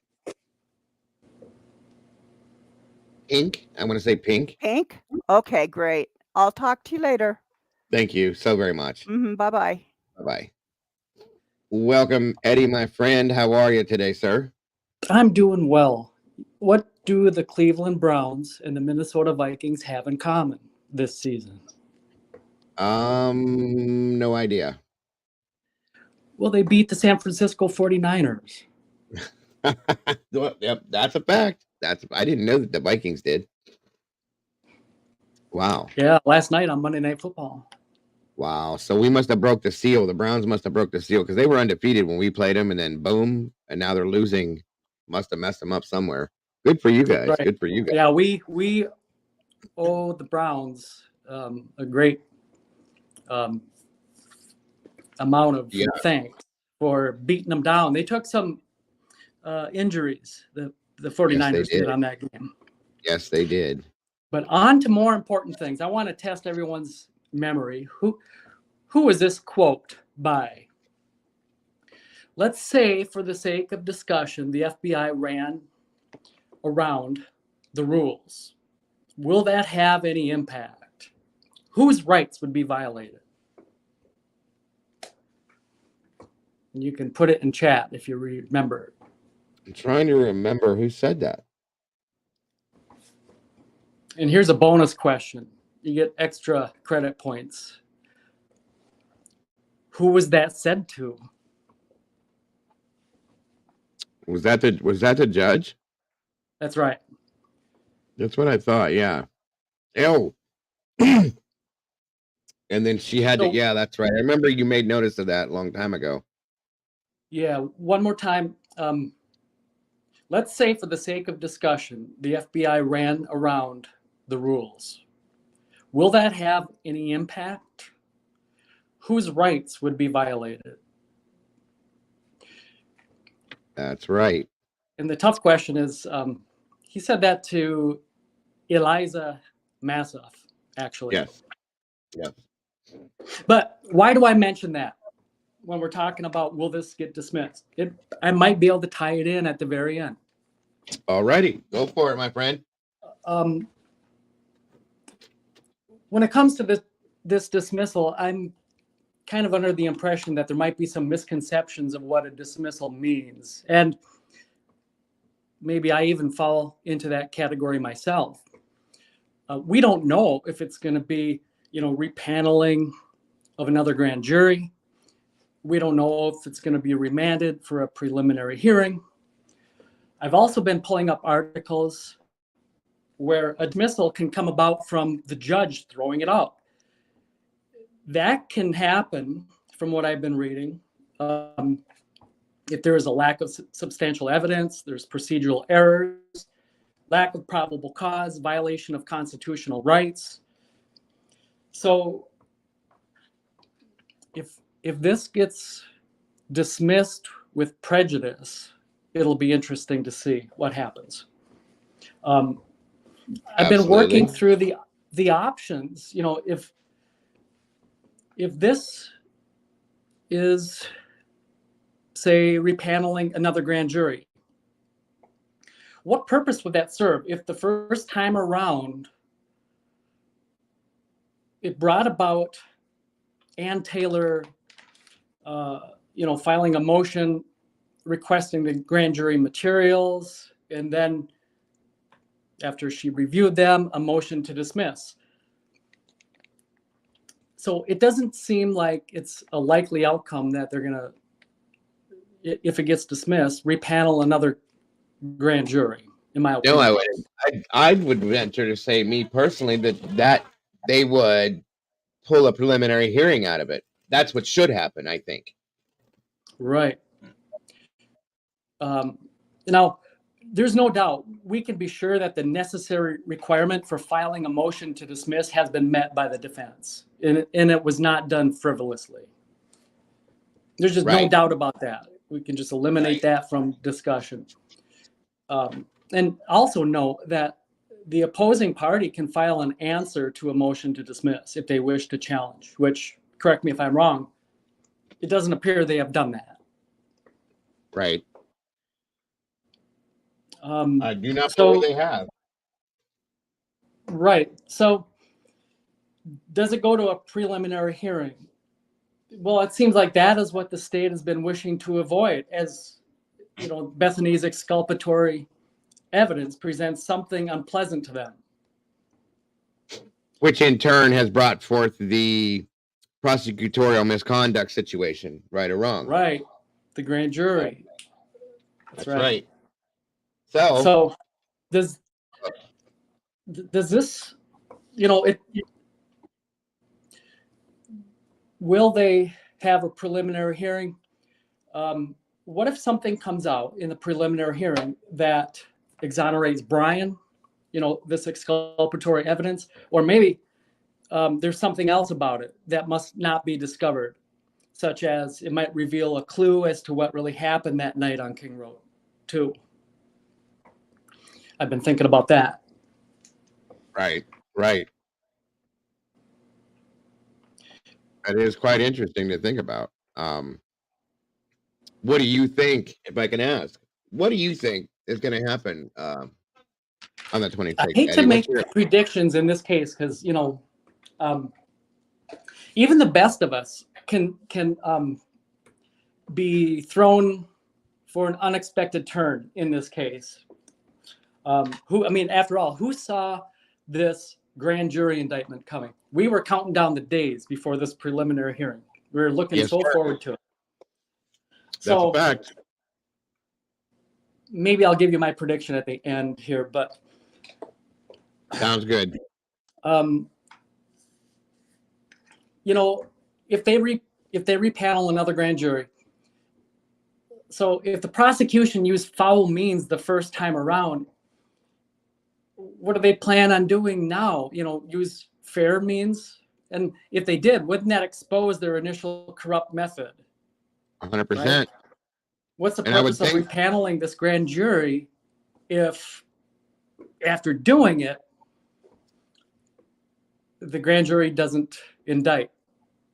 That would kind of betray, that would reveal that there was corruption the first go. And I would think if this is dismissed, this is just my opinion, and they talk about reconvening a new grand jury, that it would be monitored in a sense, being that there is prosecutorial misconduct. It would have to be monitored in a sense by something related to, I don't even know how to explain it. Who would, like the judge himself or a judge or something in that sense? It would have to be monitored if there was misconduct. Am I right or am I wrong? Well, it's funny. I've thought that, and I'm kind of reading into your thoughts because, in my mind, it kind of goes like this. So now that all eyes are on the prosecution, it's like, all right, here you go. Go ahead and repanel your grand jury, and we're all going to sit back and watch you do it this time. Exactly. We'll watch. Go right ahead. And then what does the judge say to that? No, we can't do that. We're all sworn attorneys here. There has to be some level of trust. Yeah, right. And again, in fairness, they're not going to do that to one of their own. No, of course not. No, they're not going to treat, even though you're not going to treat Bill Thompson that way. Right. There's a code that they're going to adhere to. They have to be so careful to get this right. And that's why I think there is this month-long delay. Who has this mysterious illness that came about?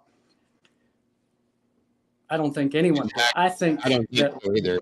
They got to get this thing right. I don't know what's going on, but if you and I have a sense of, we know something, right? And we don't do this for a living, but how much more wisdom is there, in the minds of the judge, the defense, the prosecution, all of them combined. The judge has to know something is going on. Has he ever seen something like this before? Yeah, he's got to know something's not right and hasn't been right because of the way this is all fallen into place. In that.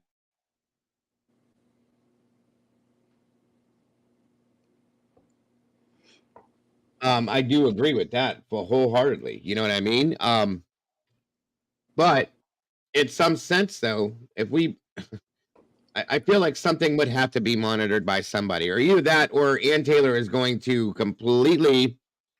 If they reconvene a grand jury, she's going to pick that apart piece by piece. She's got to look at everything that's going on with it because she has obviously to do that to make sure that this doesn't happen again. Okay. Well, if there's another indictment, she's going to file a motion requesting the grand jury materials. She's going to review them. Yes. Possibly there will be another motion to dismiss. Now, if that's the case, now it's just becoming tedious. Like, okay,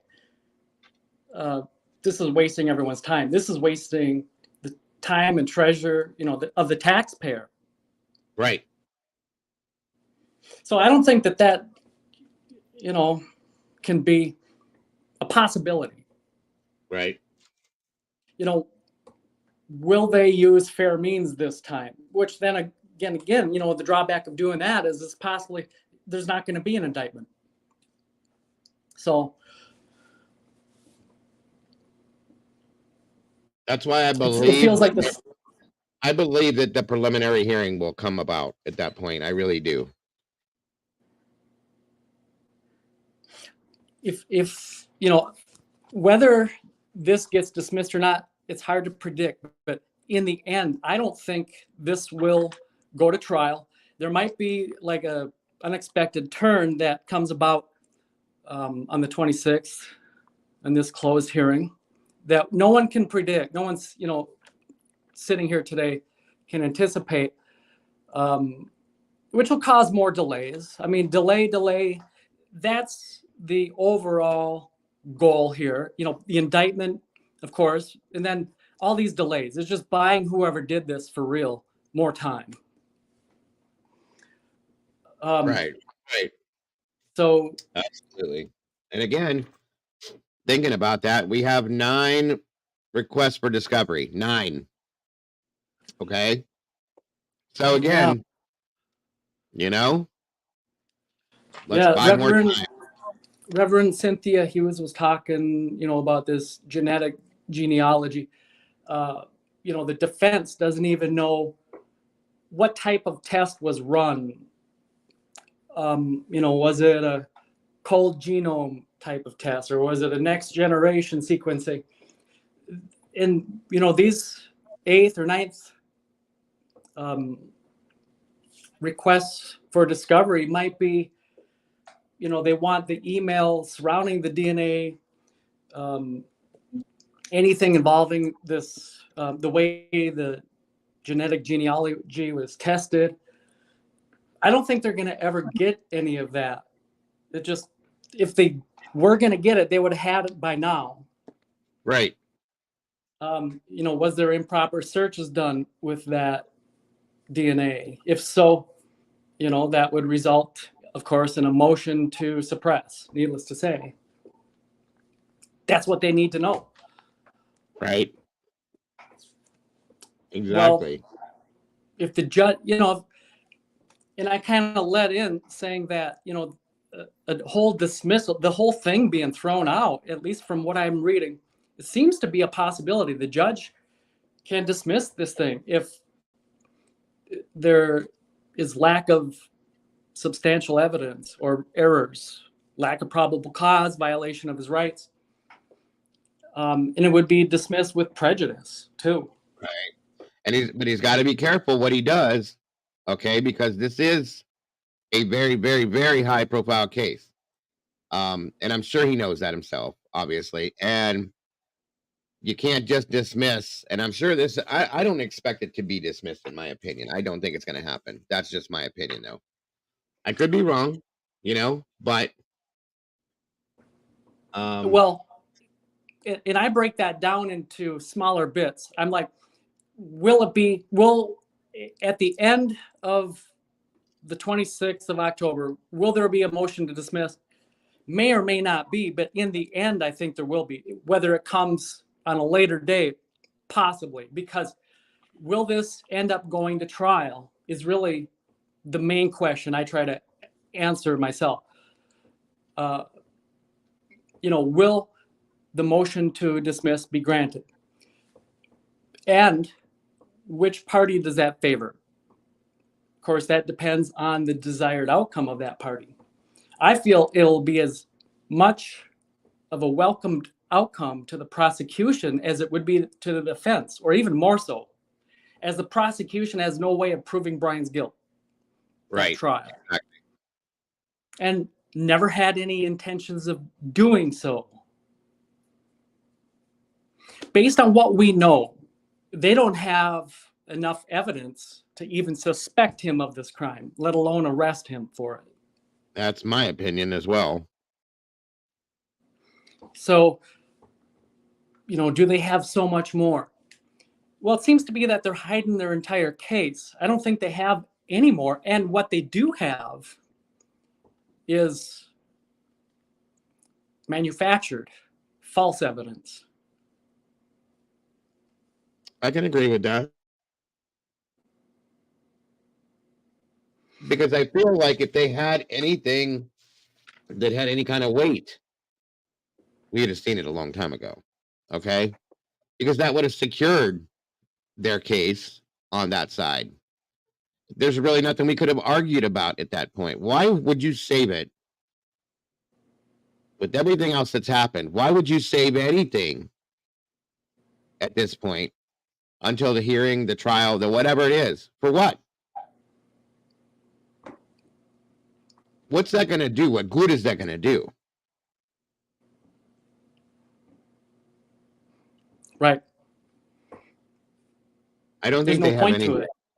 I just don't. I don't, Eddie. I'm sorry, but and everybody else, I don't think they have. Maybe I'm dumb. Okay, maybe I'm naive. I'll take it all. I don't think they have anything. Nothing else. It seems like the prosecutor's case is fatally flawed. Mm-hmm. And now I'll be the first one to tell you guys. If we go to this hearing tomorrow or Thursday, sorry, and they drop some bomb, I will be the first person to say, I'm sorry, I'm an idiot, and I was completely wrong. End of story. Now, let's get Brian to the death penalty. That's the first thing I'm going to say, guys. But I can't fathom as to why they would wait all this time and then boom, drop something like that. You know what I mean? Yeah, if I'm wrong in the end, I will need to say that I was wrong. But if I was accusing him of being guilty all along and it turns out that he wasn't, how much worse would that be? I would need to say I'm sorry. Absolutely. And we don't have problems doing that. Okay? When we're wrong, we're wrong. That's it. Welcome, Sunny Days. Good to see you. Real quick, you said there's a gas station video of a car leaving town and it isn't Brian's. Do you have where I can see that video at? Last one on the plane. I'd love to see that. You too, Sunny. Thank you for joining us, dear. But yeah, we don't have a problem, guys. Any of us that have said the things that we've said and that have had the feelings we've had, we don't have a problem being wrong. I think in some senses we've wanted to be wrong, okay? But at the same time, I don't think we have been wrong. That's the problem. Well, that's a good point too, Mandy, of course. And it's not even the fact of that, it's we have all gone with what we've seen and heard. Hey, Rumsey. That's it. So it's not our faults that we're wrong in some senses, if we are. But again, like it says, who cares? That's our right. We're allowed to be right or wrong. The point is, they shouldn't be. They should have to be right on key with what they're doing, and that's just my opinion. Yeah, so let's just say that it does get dismissed. I think again that's a victory for the prosecution. So then the question might become, so then why would Anne want it to get dismissed? It's not about that she wants it to get dismissed. Of course, in any normal case, I think any defense attorney in their right mind would want it to get dismissed. But in this case, it's almost like the trial by media has been so successful. You'd kind of want it to go to trial so they can prove, if indeed he did not do this, that he's innocent. So they can display to the world that he didn't do it. Because, I agree. That's the card she's been dealt. It's like that's the logical motion to file in the case of what she's able to do so far for her client. It's a small victory, but it's, you know, it's a victory nonetheless, I guess, from my point of view. If it gets dismissed, it's certainly not a very good look for the state, for the prosecution. Not at all. But at the same time, I think you're right. I think it would be a relief to them, because then they don't have to prove their mistakes. Katie Quarters, I'm afraid that we won't get justice. I am too, because I really am too. I hate to say it like that, folks. I really am scared to death that there will not be real justice on this. Because my opinion, we know how much money has been spent on this thus far, right or wrong. It's been a lot, okay? And I feel if this gets dismissed on a technicality, first off, that's bad. That's not good. And I don't want that to happen. But if it gets dismissed and he is set free, we've talked about this before. It's not going to be in a good way. He's still not going to be able to live his life like he should. And then if it's dismissed, that's not going to be because they believe that he's innocent. That's what I'm saying. And we know that, okay? It's going to be due to a technicality of some sort or a loophole or something that happened that shouldn't have. But it's not going to be based on the fact that Brian Koberger is not guilty. There, in turn, it doesn't give us the proof. We don't know if Brian's guilty or innocent at that point. So now we have a possible guilty unaliver out walking free, or we don't know who the other people are. Do you think they're going to start up a whole other investigation and go and looking for somebody else? No, I don't. no, that will Not never at all. happen. I believe not. I definitely don't believe it will. So then it's just, let's move on. That's it. What kind of justice is that? What kind of justice is that for the families that lost their children? What kind of justice is that for the children that lost, or the young adults that lost their lives? None. There's no justice in that. And everything we've sat here and done for a year and talked about and looked at, and the bullshit that I've taken and other creators have taken and some of you guys have taken is all for nothing, because they just washed their hands and walked away. That makes me very angry, I'm sorry to say. Right. You know, if he is guilty and he is found guilty, then there's justice for Brian and the victims. Yes. If he's innocent and found guilty, then there's no justice for either Brian nor the victims. Right. But if he is innocent and found innocent, then there's justice for Brian, but the 4 victims' families are still looking for their justice. And that's what I honestly, who cares about me or us at this point? The thing that I'm really worried about, and the thing that really upsets me the most, is the fact that these families, the Gonsalves family, in my opinion, mostly have not been able to grieve, in my opinion. I'm not saying it's fact, but in my opinion, the way they should have, especially not Steve, because they've been nose to the grindstone with this from the beginning. And now we see Kara, okay? Again, they haven't been able to grieve the way they should be on this case, because it's from day one, something's been wrong with this. It's not been done and handled the right way. So in turn, we'll just say that they haven't grieved the best way possible. And then this happens, then what? There's no justice for them. There's no relief, in a sense, for them, knowing that the person that did this to their child is now being handled, dealt with, and punished for the crime that they committed. But in turn, how do you grieve for that after that? So not only are you grieving for the loss of your child at that point, but you're also grieving for the fact that there's no justice either for your child. Is that fair? I don't think it is. I'm sorry, but I don't. And the families deserve so much more than that. Thank you, Brandy. in my opinion, of course. But that's just how I feel on that aspect. Yeah, that's a good point, Manny. Look at Natalie Holloway's situation. That's insane. That is insane. But it happens, guys. This is not fair. The same with the Delphi case. 6 years, and we're still playing with this. Come on, enough. You know, it's obvious this is never going to be a cut and dry case. We know that at this point. No matter what they do to it, it's not going to be black and white, cut and dry. Never. But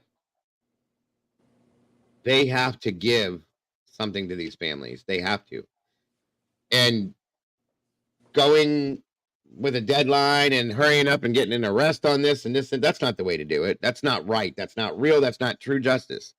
I'm sorry, but it's not. I don't even know. I don't know if it's too early to have this conversation, but if he is found, or should I say if he's found not guilty, or I should probably just say if this is dismissed, how does that look? Is it dismissed with prejudice? Is there any type of not guilty associated with a dismissal, especially a dismissal with prejudice? Will he have a clear record and a name? Will it show that he was charged and arrested for this crime? Will there be an expunction hearing? Will he be able to sue for malicious prosecution? These are all questions that I have. And he would be the one to know the answers to those, I would think, too. Yeah. Those are all great questions, by the way. That's a lot. When I said, will it be dismissed and why? And then what happens after that? That's where that comes into play. The people that are on the, he's guilty no matter what camp. I hear a lot of them saying there's no way this will get dismissed. You're out of your minds if you think that. They better hope that, because then they can always maintain their position. He's guilty. And they're always going to do that. And that might be part of the whole overall, the way this was designed. I don't know if Brian Kober comes out of this looking innocent. That is, I guess, a big concern of mine. So early on, I mentioned, the quote. I threw that quote out there, see who had a good memory, who could recall who said that. And it was Judge Judd. And I said, I might be able to, at the end of this, tie that in all together with this thought. So will this go to trial? Only if you can buy the prosecutor and the judge and the jury will this go to trial. So that's my thoughts on that. It makes a lot of sense. It really does. And what is my opinion? Will it get dismissed on the 26th? I hate making predictions on this case, but yeah, I think it does. Let me ask it this way. Mm-hmm. Do you think it could get dismissed on the 26th? Yeah, I do. I think it will. Good point. Now, my opinion, I don't, because I think because it's such a high profile case, sorry guys, that the judge, knowing what repercussions could be if this does get dismissed, is going to look at it in that sense. Not just because of what it is, but imagine what the repercussions are going to be if this is dismissed. Think about that for a minute. And then at the same time, if this is dismissed, that's a good question. I've seen this in chat a couple of times. If this were to be dismissed, does that drop the gag order on this case, period? Because then how does that work? That's an interesting question. But there was something else I wanted to add to that too. Let's say this does get dismissed. I personally don't think it will. I think it's too high profile for that to happen. Okay. And there's too much involved, too many But people. Go ahead. if you take that thought to the next level, like what would be the alternative to that? And would that be better or worse? Like when you start digging yourself a hole, you know, the old saying, the hole suddenly becomes too deep if you continue digging, and then you can't get out of it. There's got to be a point. What is the end game? What? Right. If this doesn't get dismissed, then, you know, aside from this unforeseen, who knows what might happen, but in this case, anything's possible. But then what happens? Are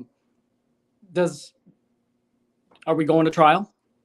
You know, of course, between now and then, there will be a lot of things that happen. You know, Do we see? filing. Let me add to that too. Do we see other people brought up on charges? No, you won't. Okay, but do you think? What about attorneys and law enforcement officials? Do you think that comes out into scrutiny then? Is brought out to light due to whatever the misconduct was with different things and the mistakes that were made? Is that going to be brought to light? And I've kind of spoke on this before. I was trying to look at, you know, perjury. You know, is the affidavit, does that contain perjury? And it's hard to find it in there. They kind of covered themselves pretty well. I mean, we can suspect it, but can you prove it? Two entirely different things. It's possible that this gets dismissed and everybody forgets about it. It's just a cold case. Time will go by and it gets forgotten. That's what I'm scared to death is going to happen. Because, and we asked this question moments ago, what are they going to do? Look for others? Like, look for a different person who's guilty of this? No, I doubt it. I really doubt it. That would have to fit that timeline. Does that other person drive a white car and was in the neighborhood with his phone pings at that time too? There's no way. They're cornered into this narrative that is Brian Koberger. So it gets dismissed, and that might be their best victory. Is, yeah, we say it's him. Just you know, the cards didn't go our way. I don't know.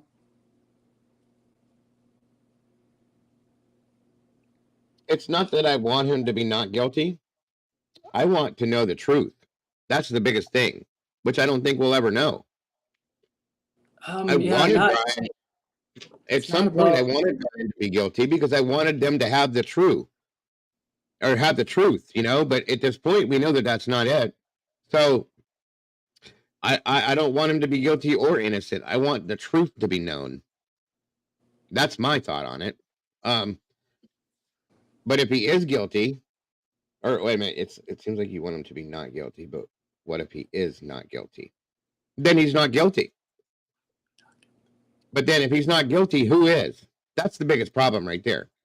And then if he is not guilty, that's what I'm afraid of. I'm either afraid that Brian is possibly guilty and he's going to get set free, or I'm afraid that Brian is innocent and he will be set free, which is good for him. But then who did this and where are they? And there's been so much time that's gone by now. We'll never know that. You know that as well as I do, and so do the rest of you guys. We will never know that if there are other people that are, which clearly, responsible for doing this. And the only way that that'll come about is if those people come forward and say, you know what, I can't do it anymore. I did this. But then again, do you trust that? This is so backwards. This whole case, that's what it's caused all this. That's my opinion. Oh, go ahead, Eddie. Sorry. So with that question, it seems like you want him to be not guilty. What if he is? and I'm a little probably on the spectrum, but I see things in black and white. Are you asking what if he is not guilty or what if he is guilty? See, I shouldn't seem like I want him one way or the other. I just want, this is more about justice for Brian at this point, whether he's guilty or not guilty. Based on the way he was, right. Whatever the truth of that is, what we're looking for.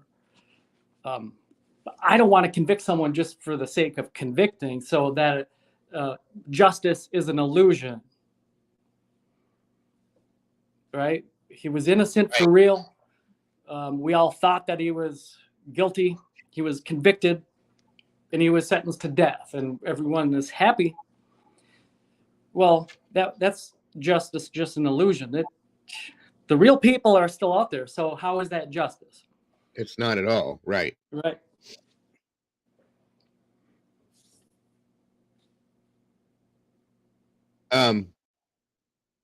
That's a huge point too, because like you just said, and I agree with that. Yes, obviously this is about justice for the 4 victims first and foremost. But at the same time, it's almost as if it's justice for Brian as well, because of the way that this all went down. Okay, the unconstitutional side of this that has all happened in front of our faces.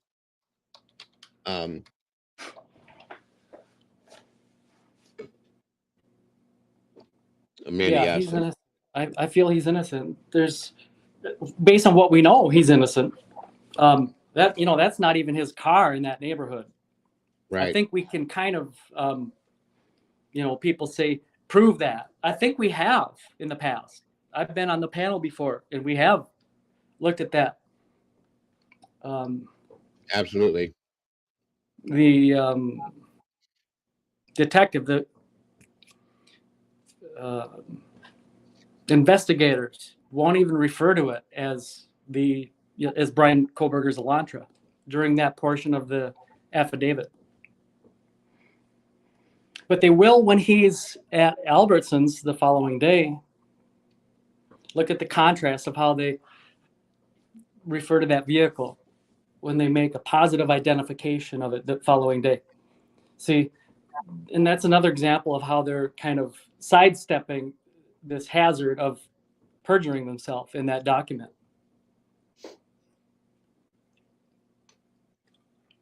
Right.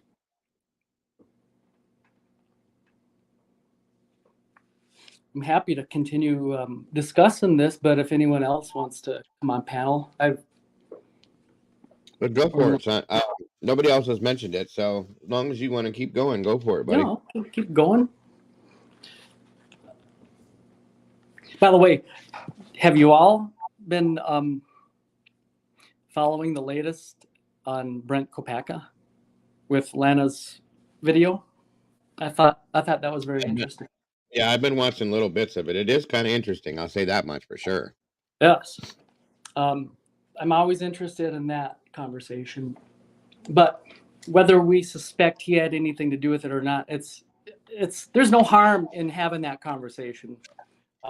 Because, these cowboys, the FBI, right. They're not going to tell us anyway if he did have.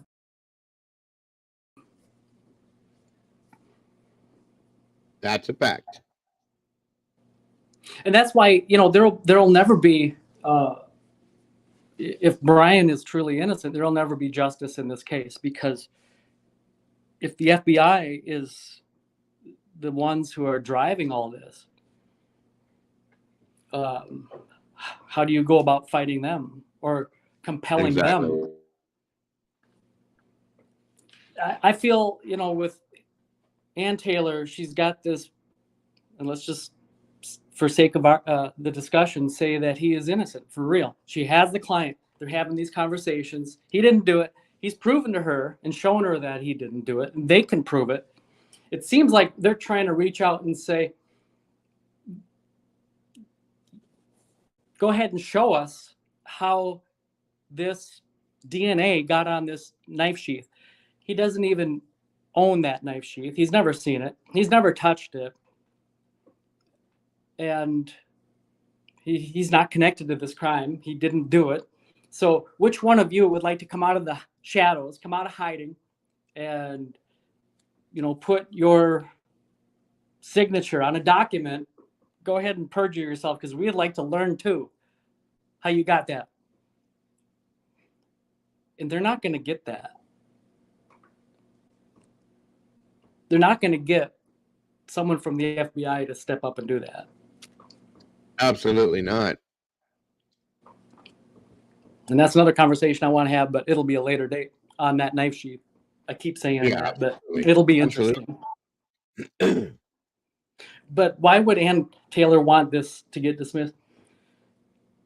If it's kind of like a shallow victory for them, if it did, because that's like,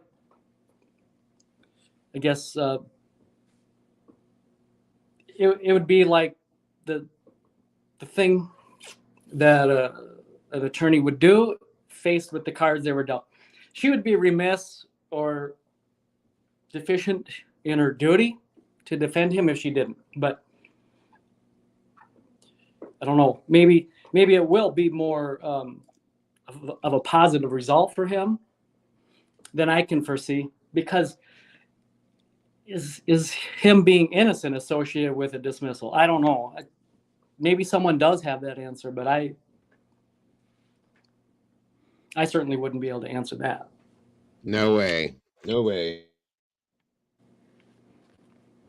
You know, those agents, whoever they were, going into that home that night when Nancy Lou, I think Right. that was December 8th, Yes, sir. I believe.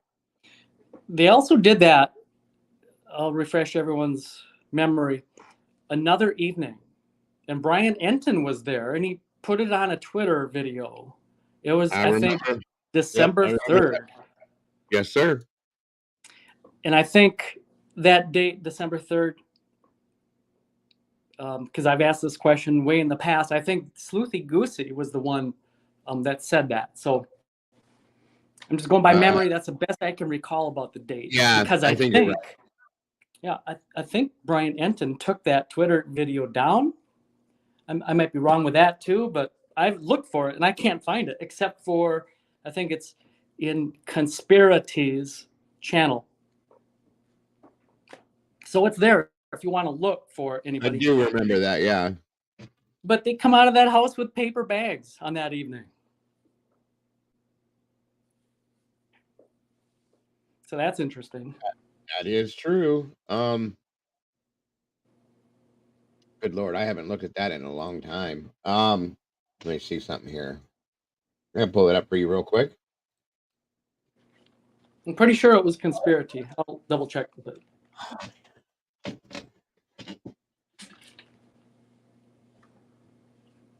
One second, buddy. I just dumped my drink all over my lap. My apologies. 1 second here.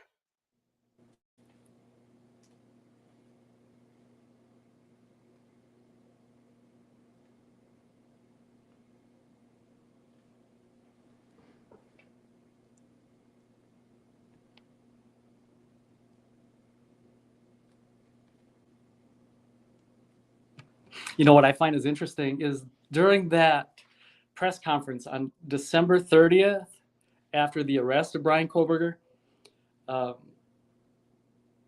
you know, Police Chief Fry cannot confirm was anyone else arrested, and also he was asked, you know, is the community still safe, or is law enforcement still on the search for other suspects? And he said, what I can tell you is that we have an individual in custody who committed these horrible crimes.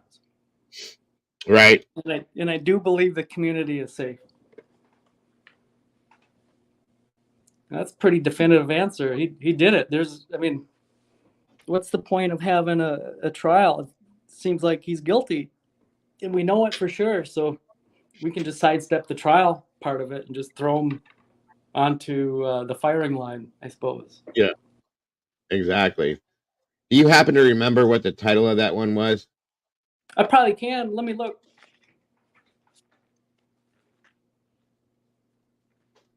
That's all you have.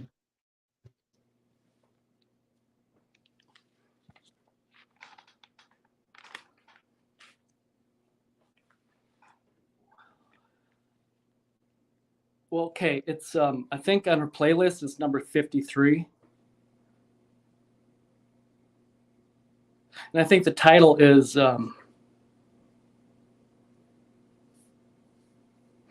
Kaylee Goncalves Family New Interview.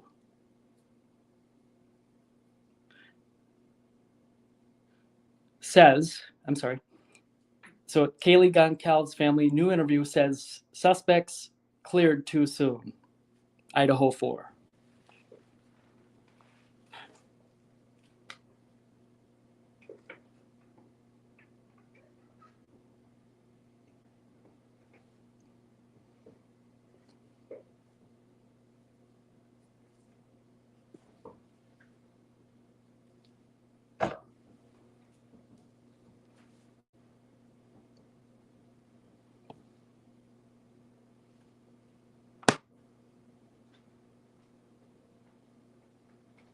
I'm looking, folks. Hang on.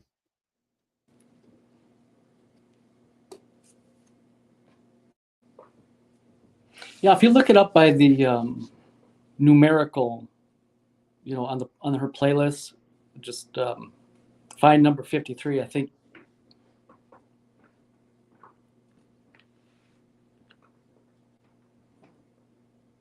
Yeah, that's what I'm doing now. Okay. Wait, how do you? Oh, okay. Here we go.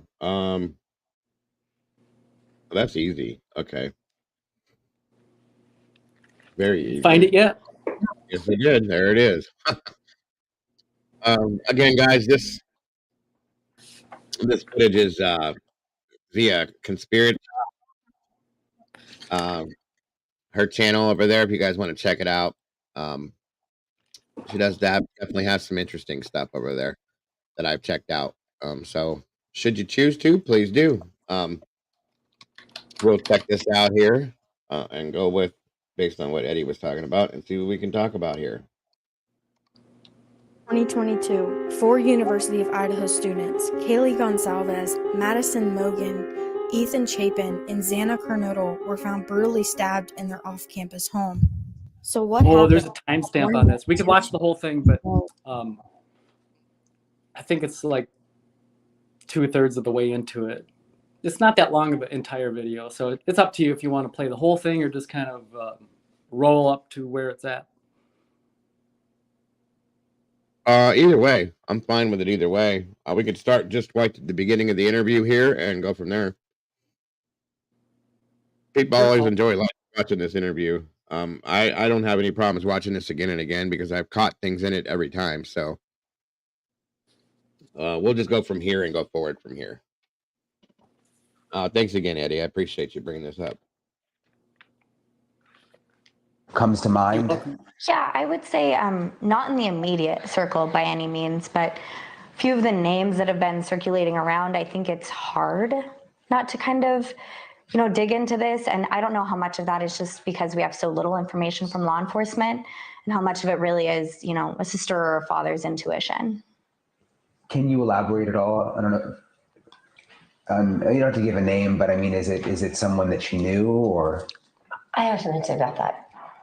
I just feel like there's been a couple individuals that were cleared very fast. That may not, maybe he shouldn't have been. And yeah. Share the strong alibi. Just really fast. If you can like, dismiss. An hour later and we're like, what? And I don't know. I don't know anything about those individuals. I just know they were people that, definitely should have been looked at. And yeah. I don't know what would prevent you from sharing somebody's alibi. Yeah, I think that's what we're struggling with. So it's like, we know what we know. We've, fought for Jack, Kaylee's boyfriend, and, we still stand that way. So I did just kind of want to clear that up while we're talking through this ambiguity that, that's not what we're honing in on here.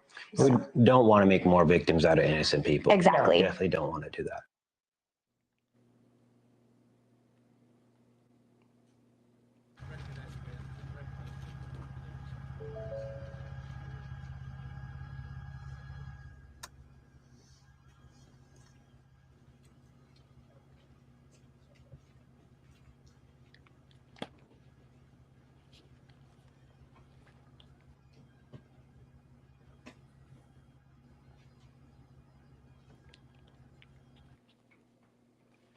Now, I will say that I've always thought that these possibly were forensics detectives, being that he was carrying that case. That doesn't mean I'm right, folks. That was just my intuition with this. I don't know if I'm right or wrong, but that's just a theory. I don't know.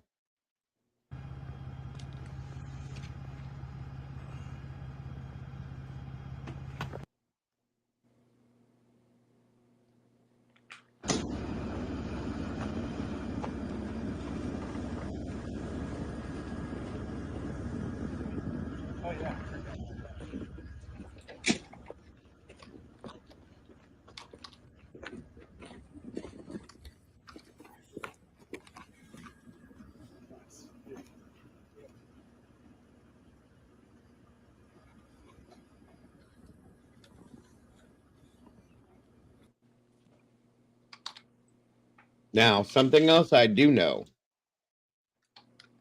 I don't know if this happened before, during, or after, okay?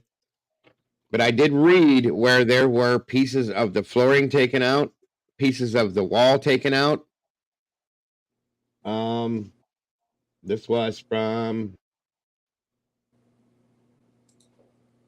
where's the damn date at? Hold on. December 3rd of 22. Okay. I know there were pieces of the flooring cut out and taken for evidence, the wall, different pieces and stuff. Looking at the bag, the way he's carrying that could be a piece of drywall from a wall that was cut out, or a piece of the floor, or it's a pretty good sized bag, or something like that too. You know what I mean? Danger Zone, good to see you, buddy. But we don't know. That's the thing.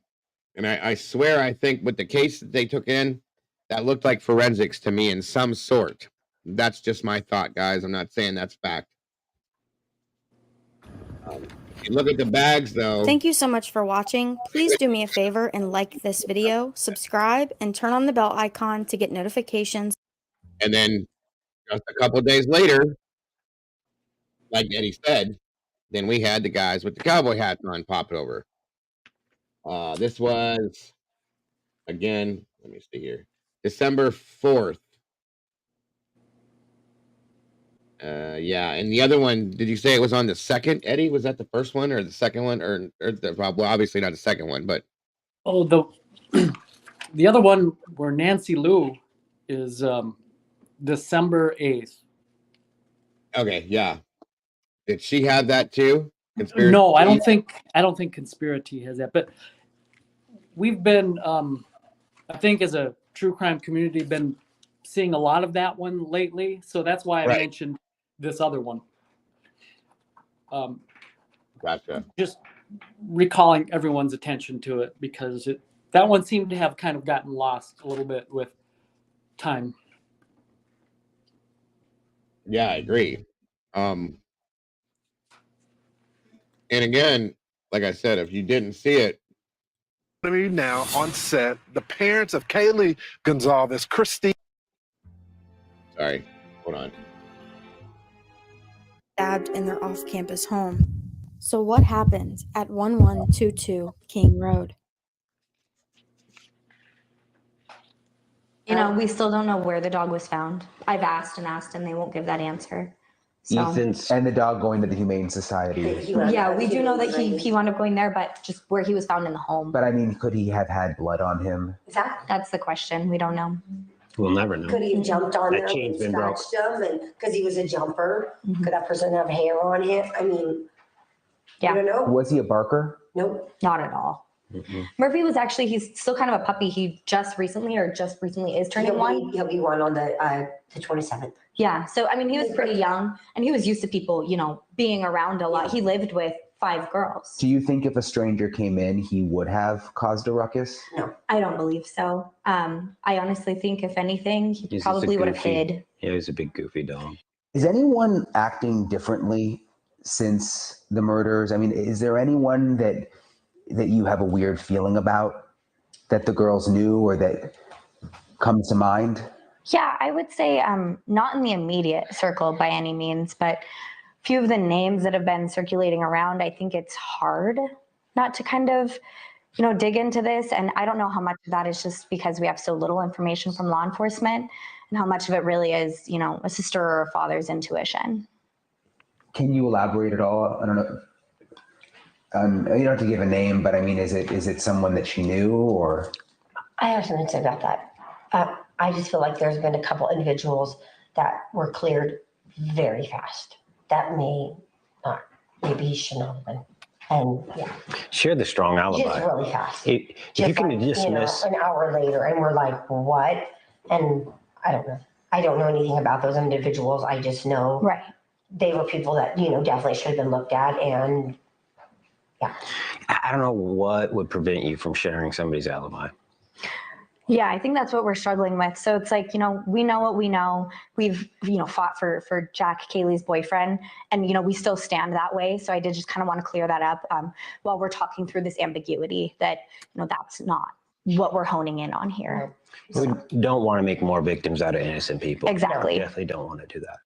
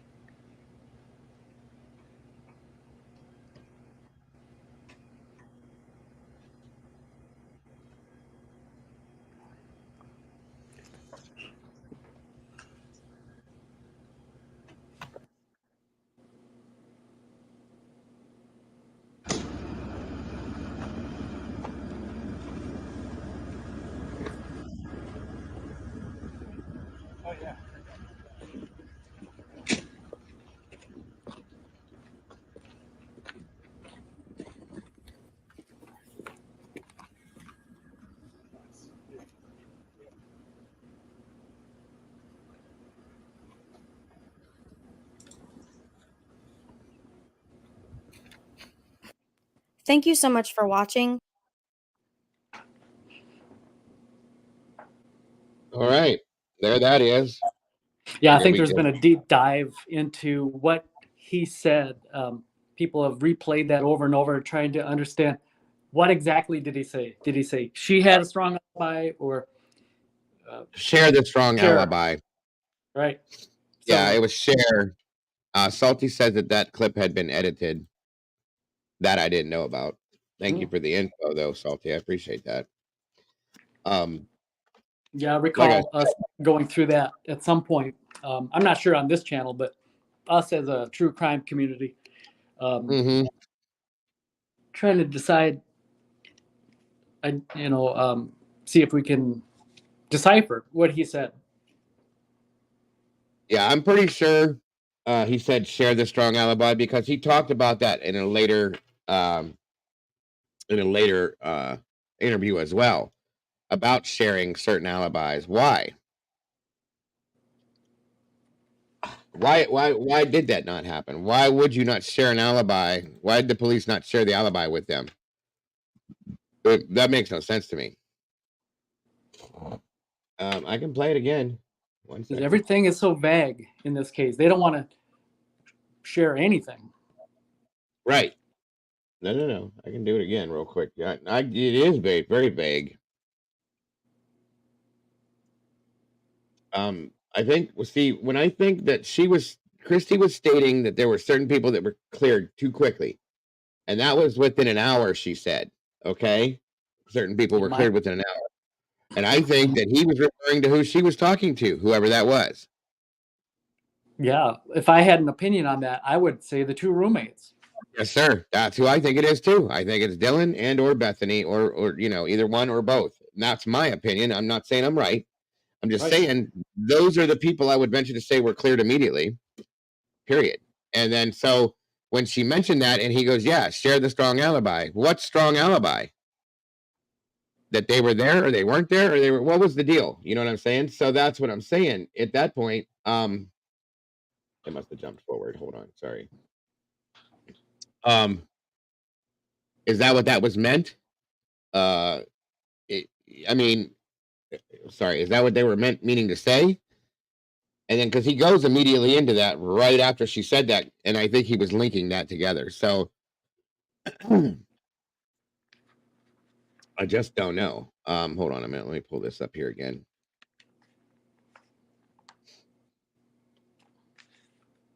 Sorry. I'll give that answer. So. And the dog going to the Humane Society. Yeah, we do know that he wound up going there, but just where he was found in the home. But I mean, could he have had blood on him? That's the question. We don't know.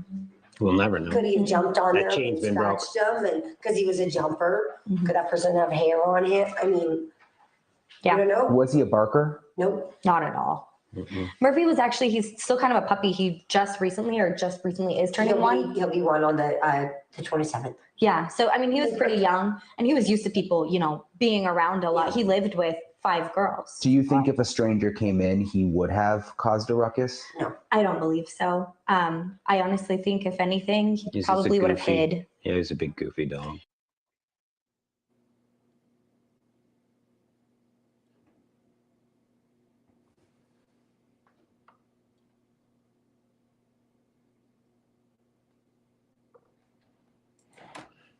Okay.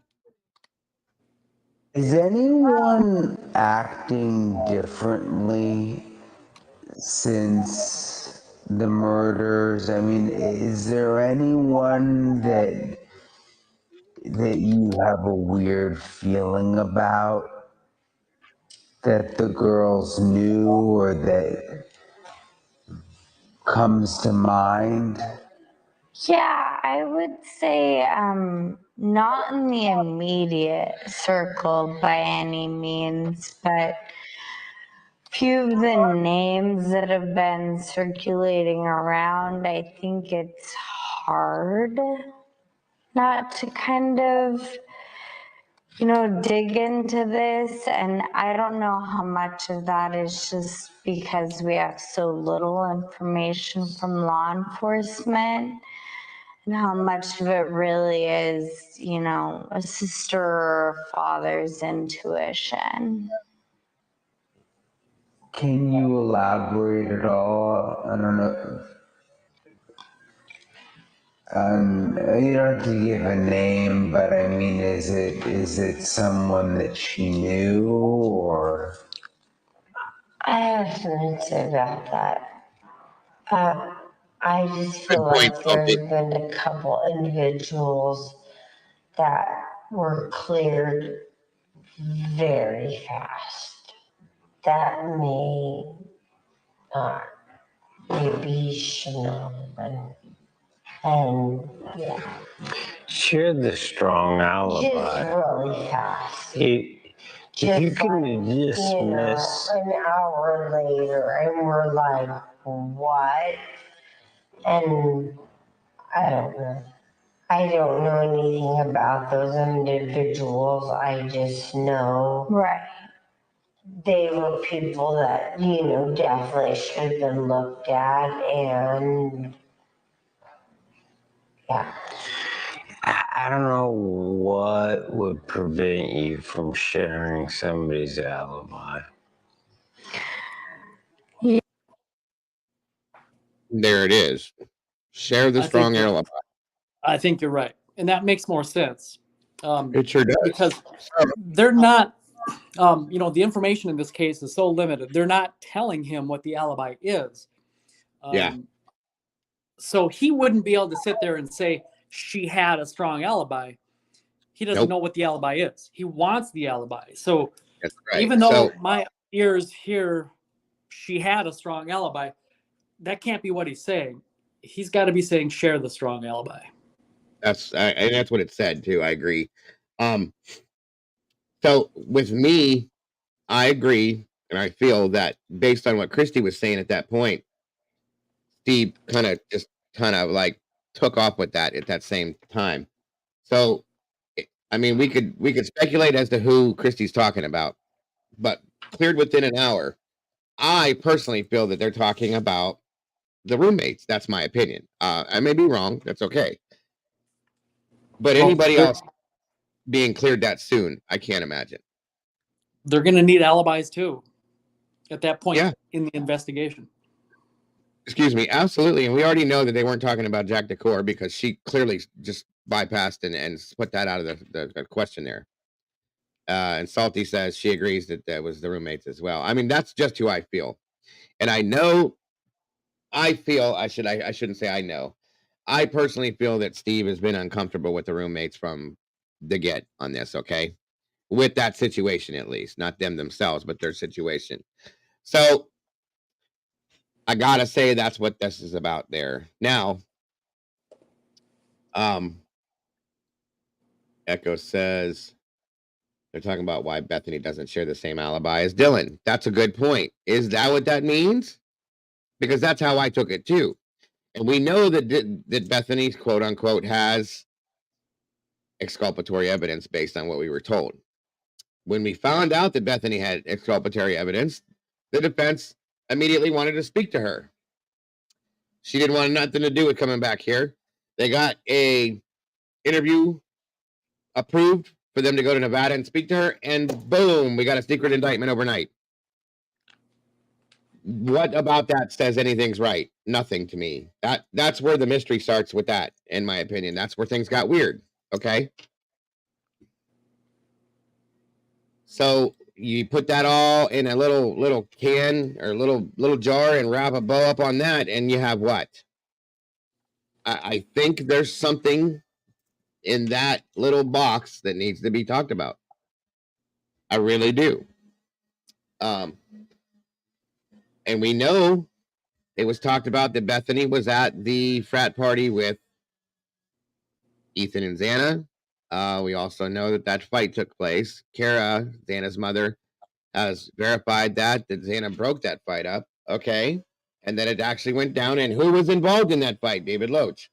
That was talked about as well by Kara's mother. That had been spoken to her.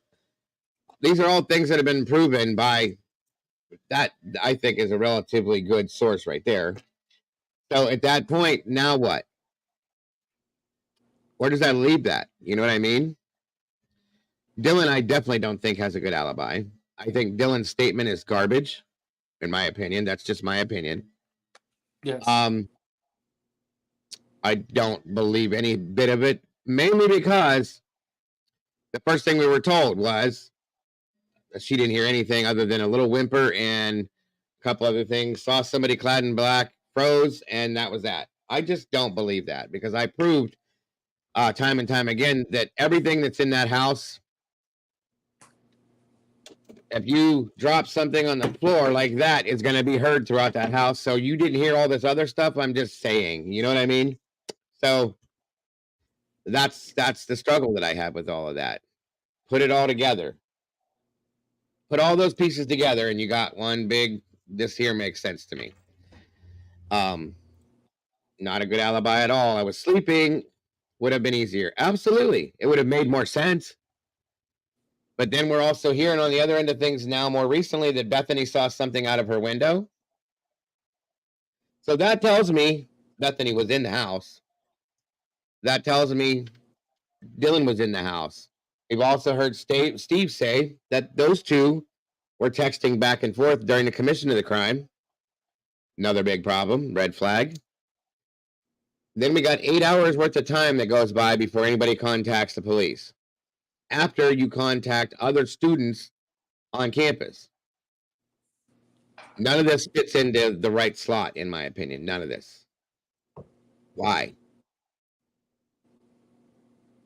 You see what I'm saying? These are the questions. These are the problems. These are the issues. These are the things that make this case be what it is. Whatever it is that happened, that cannot be known. Right. They know what Right. happened. Investigators, law enforcement knows the truth. There's no doubt about that. And that's right. And that's another part of the question I have. Because I would believe that as well, Eddie, just like you do. But based on that, with what Steve just said, why would they not share that alibi if it's such a great alibi with him? What good is that? What is that going to hurt? That makes no sense to me. That's a problem for me. Okay. He knows For him. very little more than what we know. He might know something more, but it's not going to be much. You can hear in his voice from all of these interviews that there are how frustrated he is because they're not sharing anything, and that's not suddenly going to change. No. They don't. He's just like us, really. He's just in a sense, yeah. I think he general knows public. just a bit more than that, right? He may know just a tidbit more, and they may not be telling him that because they know that Steve is reactive. They know that Steve is going to do what he has to do to find things out because he's an alpha. He's proved that. Okay, he's an alpha father that lost their daughter just as much as I'd be doing the same thing he's doing. And you know what I mean? And we know that they've tried to sit on him a bit to keep him calm, to calm him down, to back him down. It's not good. It's not good at all, guys, because this looks bad all the way around, any way you look at it. I think when law enforcement tells him something, and you've heard me say this before, but whenever they tell him information about this case, such as, they went through the backsliding door. And we learned that during that interview where, many people are caught up on, they didn't have to go upstairs, that interview. Whenever they tell him something, it's rubbish. And they know that when he puts that out, that we're going to believe it. Absolutely. So Absolutely. he's just their mouthpiece for disseminating false information. And I think that he's caught on to that, honestly. And I think that's what upsets him because he knows some of the stupid things that they have put out that they've said to him. And that bothers me. You don't use a family member, especially a parent of one of the victims, to put your narrative out there. You don't do that. That's wrong. And I think he caught on to that. The gag order, yeah, it's beyond wrong. Okay.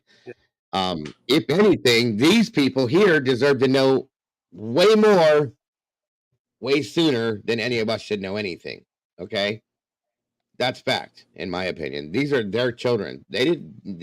Law enforcement did not make these kids. These people here did. They raised these kids. They paid for these kids. Steve said it earlier on. He earned that right. I agree with him. He did. He paid for that funeral. They didn't. He sent his daughter to school to be looked after by the college and trusted that. She came home in a body bag. Those were his words. I get why he's so mad. I'm mad right along with him. It's bullshit.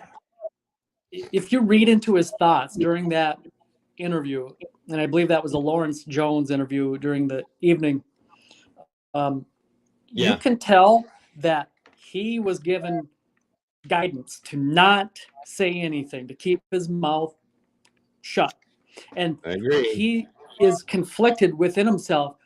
You can read into his thoughts and feel that he knows he's not supposed to say what he's saying on camera, but he's going to do it anyway.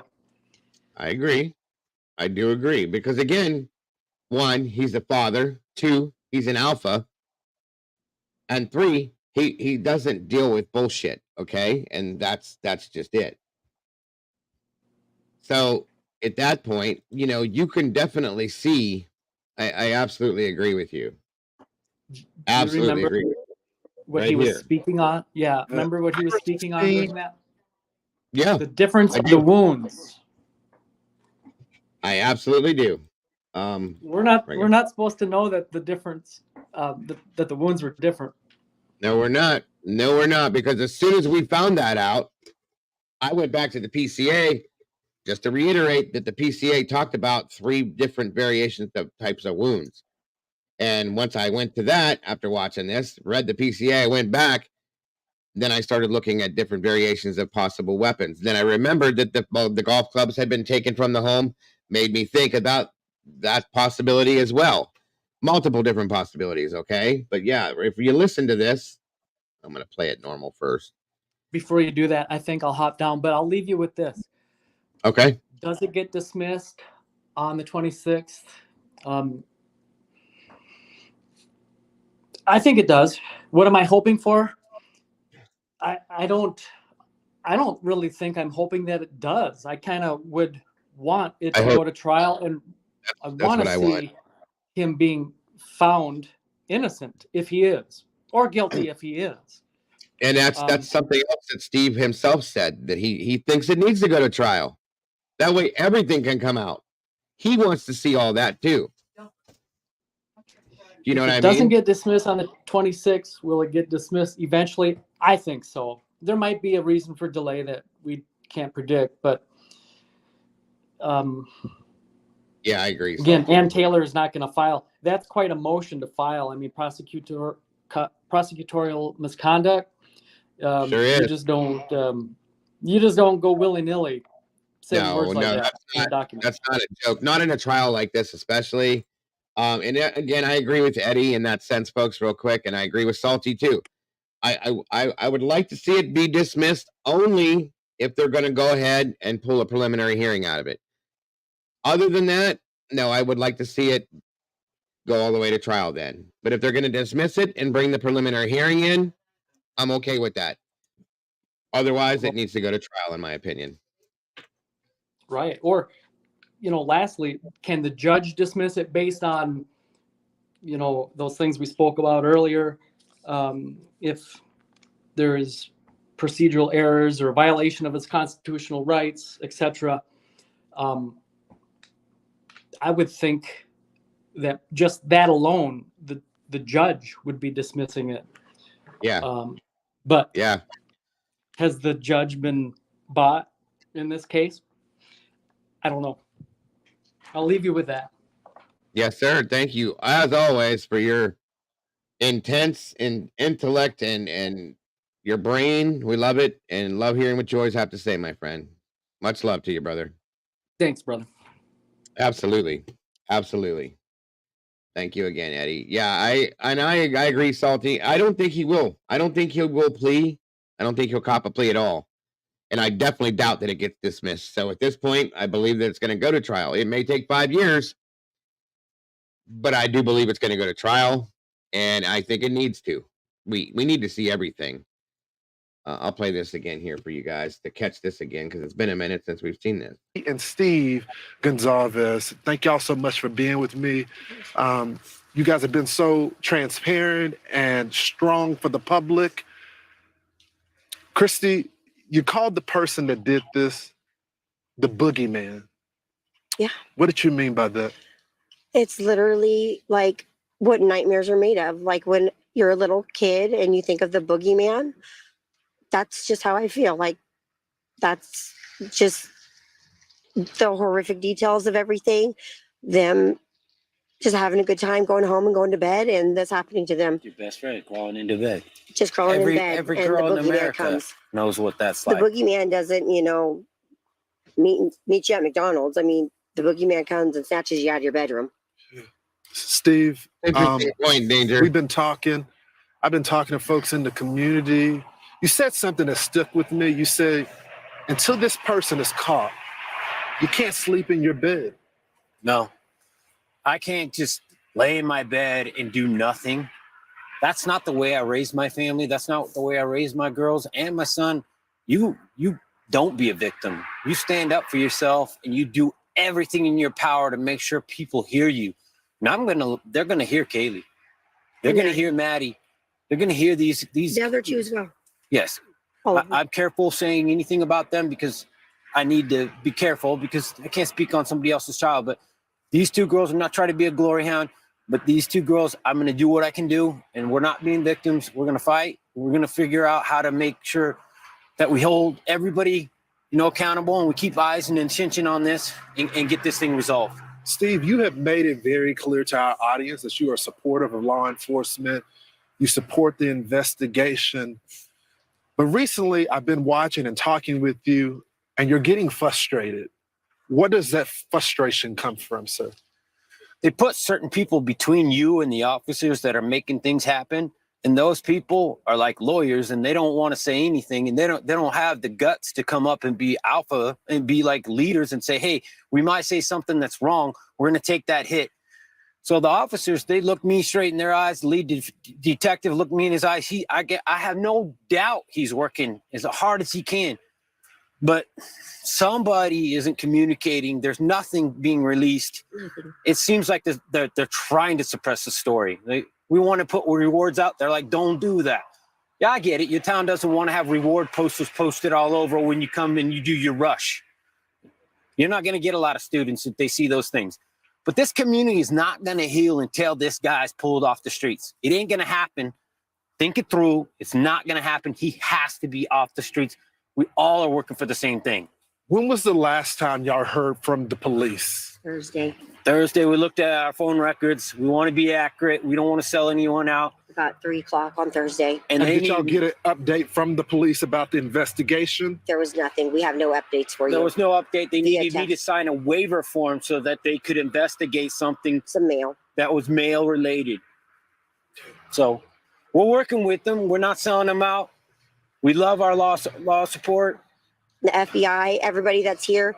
We just have no information as family, and it gets tough day after day after day. I mean, every day you just wake up and think today's the day. We're going to hear something, and you see these, oh, there's a break in the case, and it'll just be something stupid. The sixth person on the lease that was never there. Stop playing games. This is serious. These are people's lives, and this is the future of this community. There's going to be 10,000, 15,000 kids that come into this community next year, or they don't. So be serious. I had the opportunity to speak to some of my sources, and I've been told that there were differences in the way that the victims were killed. Some were more severe than the other. And this week we heard the target attack walk back and then reverse her back to it being a target attack.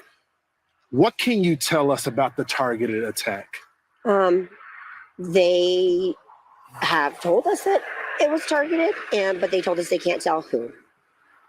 We asked specifically, and they said, we'll try to get that information to you. And they got back to us a day or so later, and they said, we're sorry, we can't give you that information. But then a day later, we saw in the news that it was not targeted, or they think the whole house was targeted. But I'll cut to the chase. Yeah. Their means of death don't match. Maddie's they don't, and Kaylee's cause of death, it does not match based on the autopsy report. They don't match. Would indicate that one of them. He doesn't have to go up the steps. Let's stop playing games, guys. I need somebody to step up and be an alpha. Be somebody to be a leader. Don't make me do it. I don't want to do it. He doesn't have to go up the steps. Their points of damage don't match. I'm just gonna say it. Wasn't leaked to me. I earned that. I paid for that funeral. I paid for that. It's my right. Okay, now see that right there has always told me, at least in my mind, okay, he doesn't have to go up the steps. I can't get out of my head, guys. I can't get it out of my mind that to me told me that the second floor victims were the target. That I could be wrong. Maybe it's coming off wrong the way he's speaking it out because he's upset. We know that. But to me, that's what that always told me was that the target was the second floor. Okay. That's all I could take from that. That's the only thing I could take from that, you guys. But he did. They did. Whoever did went upstairs to the third floor. And their means of unaliving did not match. 2 different weapons. 2 different people, in my opinion. I've never once seen in any of the cases I've ever looked at, and I've looked at a lot, a person grab 2 different weapons while dealing with 2 people. Like, you know what I'm saying? I've never seen somebody drop a weapon and grab another one and go after somebody like in that sense. I've just never seen that. If you're using a knife, then you're using a knife. That's just how that is to me. Just saying. And that's what my thought was, Dive, was that those two were the intended target. Why did they go upstairs? What was the reason for that? Was it because they heard something? Those two upstairs heard, or Maddie or Kaylee heard something? I don't know how else to take that. Okay. Which takes me back to, yeah, exactly, Dive. It takes me back, and it's hard to walk away from that, but it takes me back to the fight at Sigma Chi that night being the motive, in a sense, to complete and finish the situation. In my opinion, there was definitely more than one person, yes. I think he's just stating that as in he, because they didn't have a he at that time. They didn't have a they didn't have anything at that time. But I agree that the Sigma Chi thing, I think, is probably the where this started at in a sense. I just can't get that out of my head. I never could. So Right. You ain't taking that from me. Calm down. If you don't want to say nothing, that's your bet. But don't say I'm leaking anything. I paid that bill. Sent my daughter to college to get an education. She came back in the box, and I can speak on that. I was also told from sources that are closer to an investigation, because there was a lot of roommates in there. And this was horrific for those roommates that were there as well. Absolutely. Yeah, absolutely. The preservation of this crime scene. Witnesses tell me that it may have well been preserved because the phone was passed around between one of the fraternity members and the girls. One of them unfortunately witnessed the death, the body there. Can you confirm that? We cannot actually. We know nothing about that whole phone call. We've asked, and it's, I mean, I know that a lot of people want to know, but that's just not our agenda. We just are like, somebody called 911, somebody was reported unconscious. We don't really know. I mean, we've heard so many different things and nothing has been clarified or been told to us at all. And I mean, I don't know if I personally have asked anything about that. I don't know if you have asked that, but we know that this is getting 3 weeks in and it's starting to get, we don't want it to go cold. We're reaching out. I've reached out to friends down in California today that have connections that we're hoping to raise some money to get a reward, to get a private investigator. Third party. Why go the private route? Do y'all worry that at the end of this week that this case may be 100%. cold? We're scared. When you tell me you don't want a photo up there with the reward offer and information, that kind of sounds like you're trying to like suppress the story. I mean, why do you not need help? But hey, I could be wrong. And you officers, I apologize if I'm wrong. Yeah. I want to, please forgive me. Please forgive me. But if you don't have the information, people do know. If they don't, then you know, the community, this is a community that is IT based. These guys live a digital footprint like we've never. All of us older people, we don't know how much that digital footprint could be helpful. So that's what we ask for.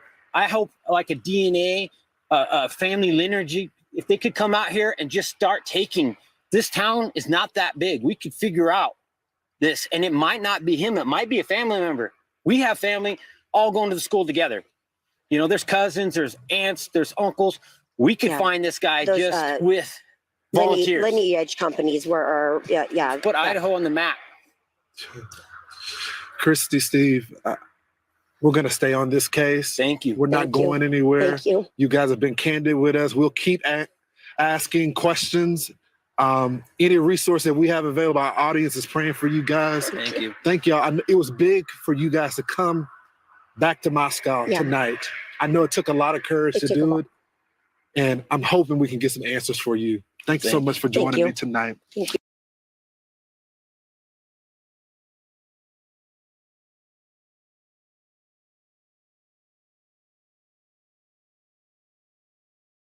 That interview always moves me. Always. Always has. Because of the pain in Steve's voice when he talks about that. You could tell the anger and the pain are mixed together with that. It's so bad. And I feel so bad for them as well. All of them. as always. I don't know, guys. Yeah, that was Milo running around back there. So there we are, folks. I think I'm gonna have to bring this to a close for today. I got some things I gotta head out and do. But I thank you guys for your input today and your thoughts and theories and opinions on this. We got 2 days, guys. Let's see if this happens in 2 days. Let's hope that nobody else gets sick. Let's hope that this actually happens. And I pray to God that there could be some justice for Steve and Christy and Kara and Jeff and Maddie's parents and just all of it, guys. They deserve some kind of justice. And again, being the voice for the voiceless, the victims here themselves deserve nothing but true justice in this. And I feel that, in a sense, if Brian's innocent, he deserves justice. If Brian's guilty, he deserves what he gets. We need to see it, guys. We need to see it all in real time. We need to see it happen. We really do. It was pretty quick, Sherry. It went by fast. But thank you guys for joining me today. It was a very good, in my opinion, good show. Very interesting thoughts on the panel from everyone. Thank you, Reverend Cynthia. A Convict's Thoughts. A.R. Hayes, thank you for your input. I'm looking forward to you being there Thursday so we can go live with AR from the courthouse. Have him here with us, guys. So join us for that. We will be live in Moscow, Idaho that day with A.R. Hayes. We'll be live pretty much all day Thursday, I'm guessing, because of the 2 hearings. So we will be here all day Thursday. And I'll be on time. I promise you that for that one for sure. So join us for that Thursday and AR. And again, brother, I appreciate you and your time. Anybody else? Salty, thank you for your comments today. Eddie, thank you for your panel as well. Everybody, Miss Cynthia, thank you for telling your story and being here. All of you guys, just thank you for everything. You are appreciated so very much. And don't forget, guys, to love yourselves, to love each other. You may not, you never know. You may see me somewhere on later. If not, I hope you guys have an amazing rest of your day, and I will see you all tomorrow. Don't change a thing about yourselves because you are the beautiful people, guys. Thank you for being who you are. I love you so much, and I'll see you so very soon. Bye-bye.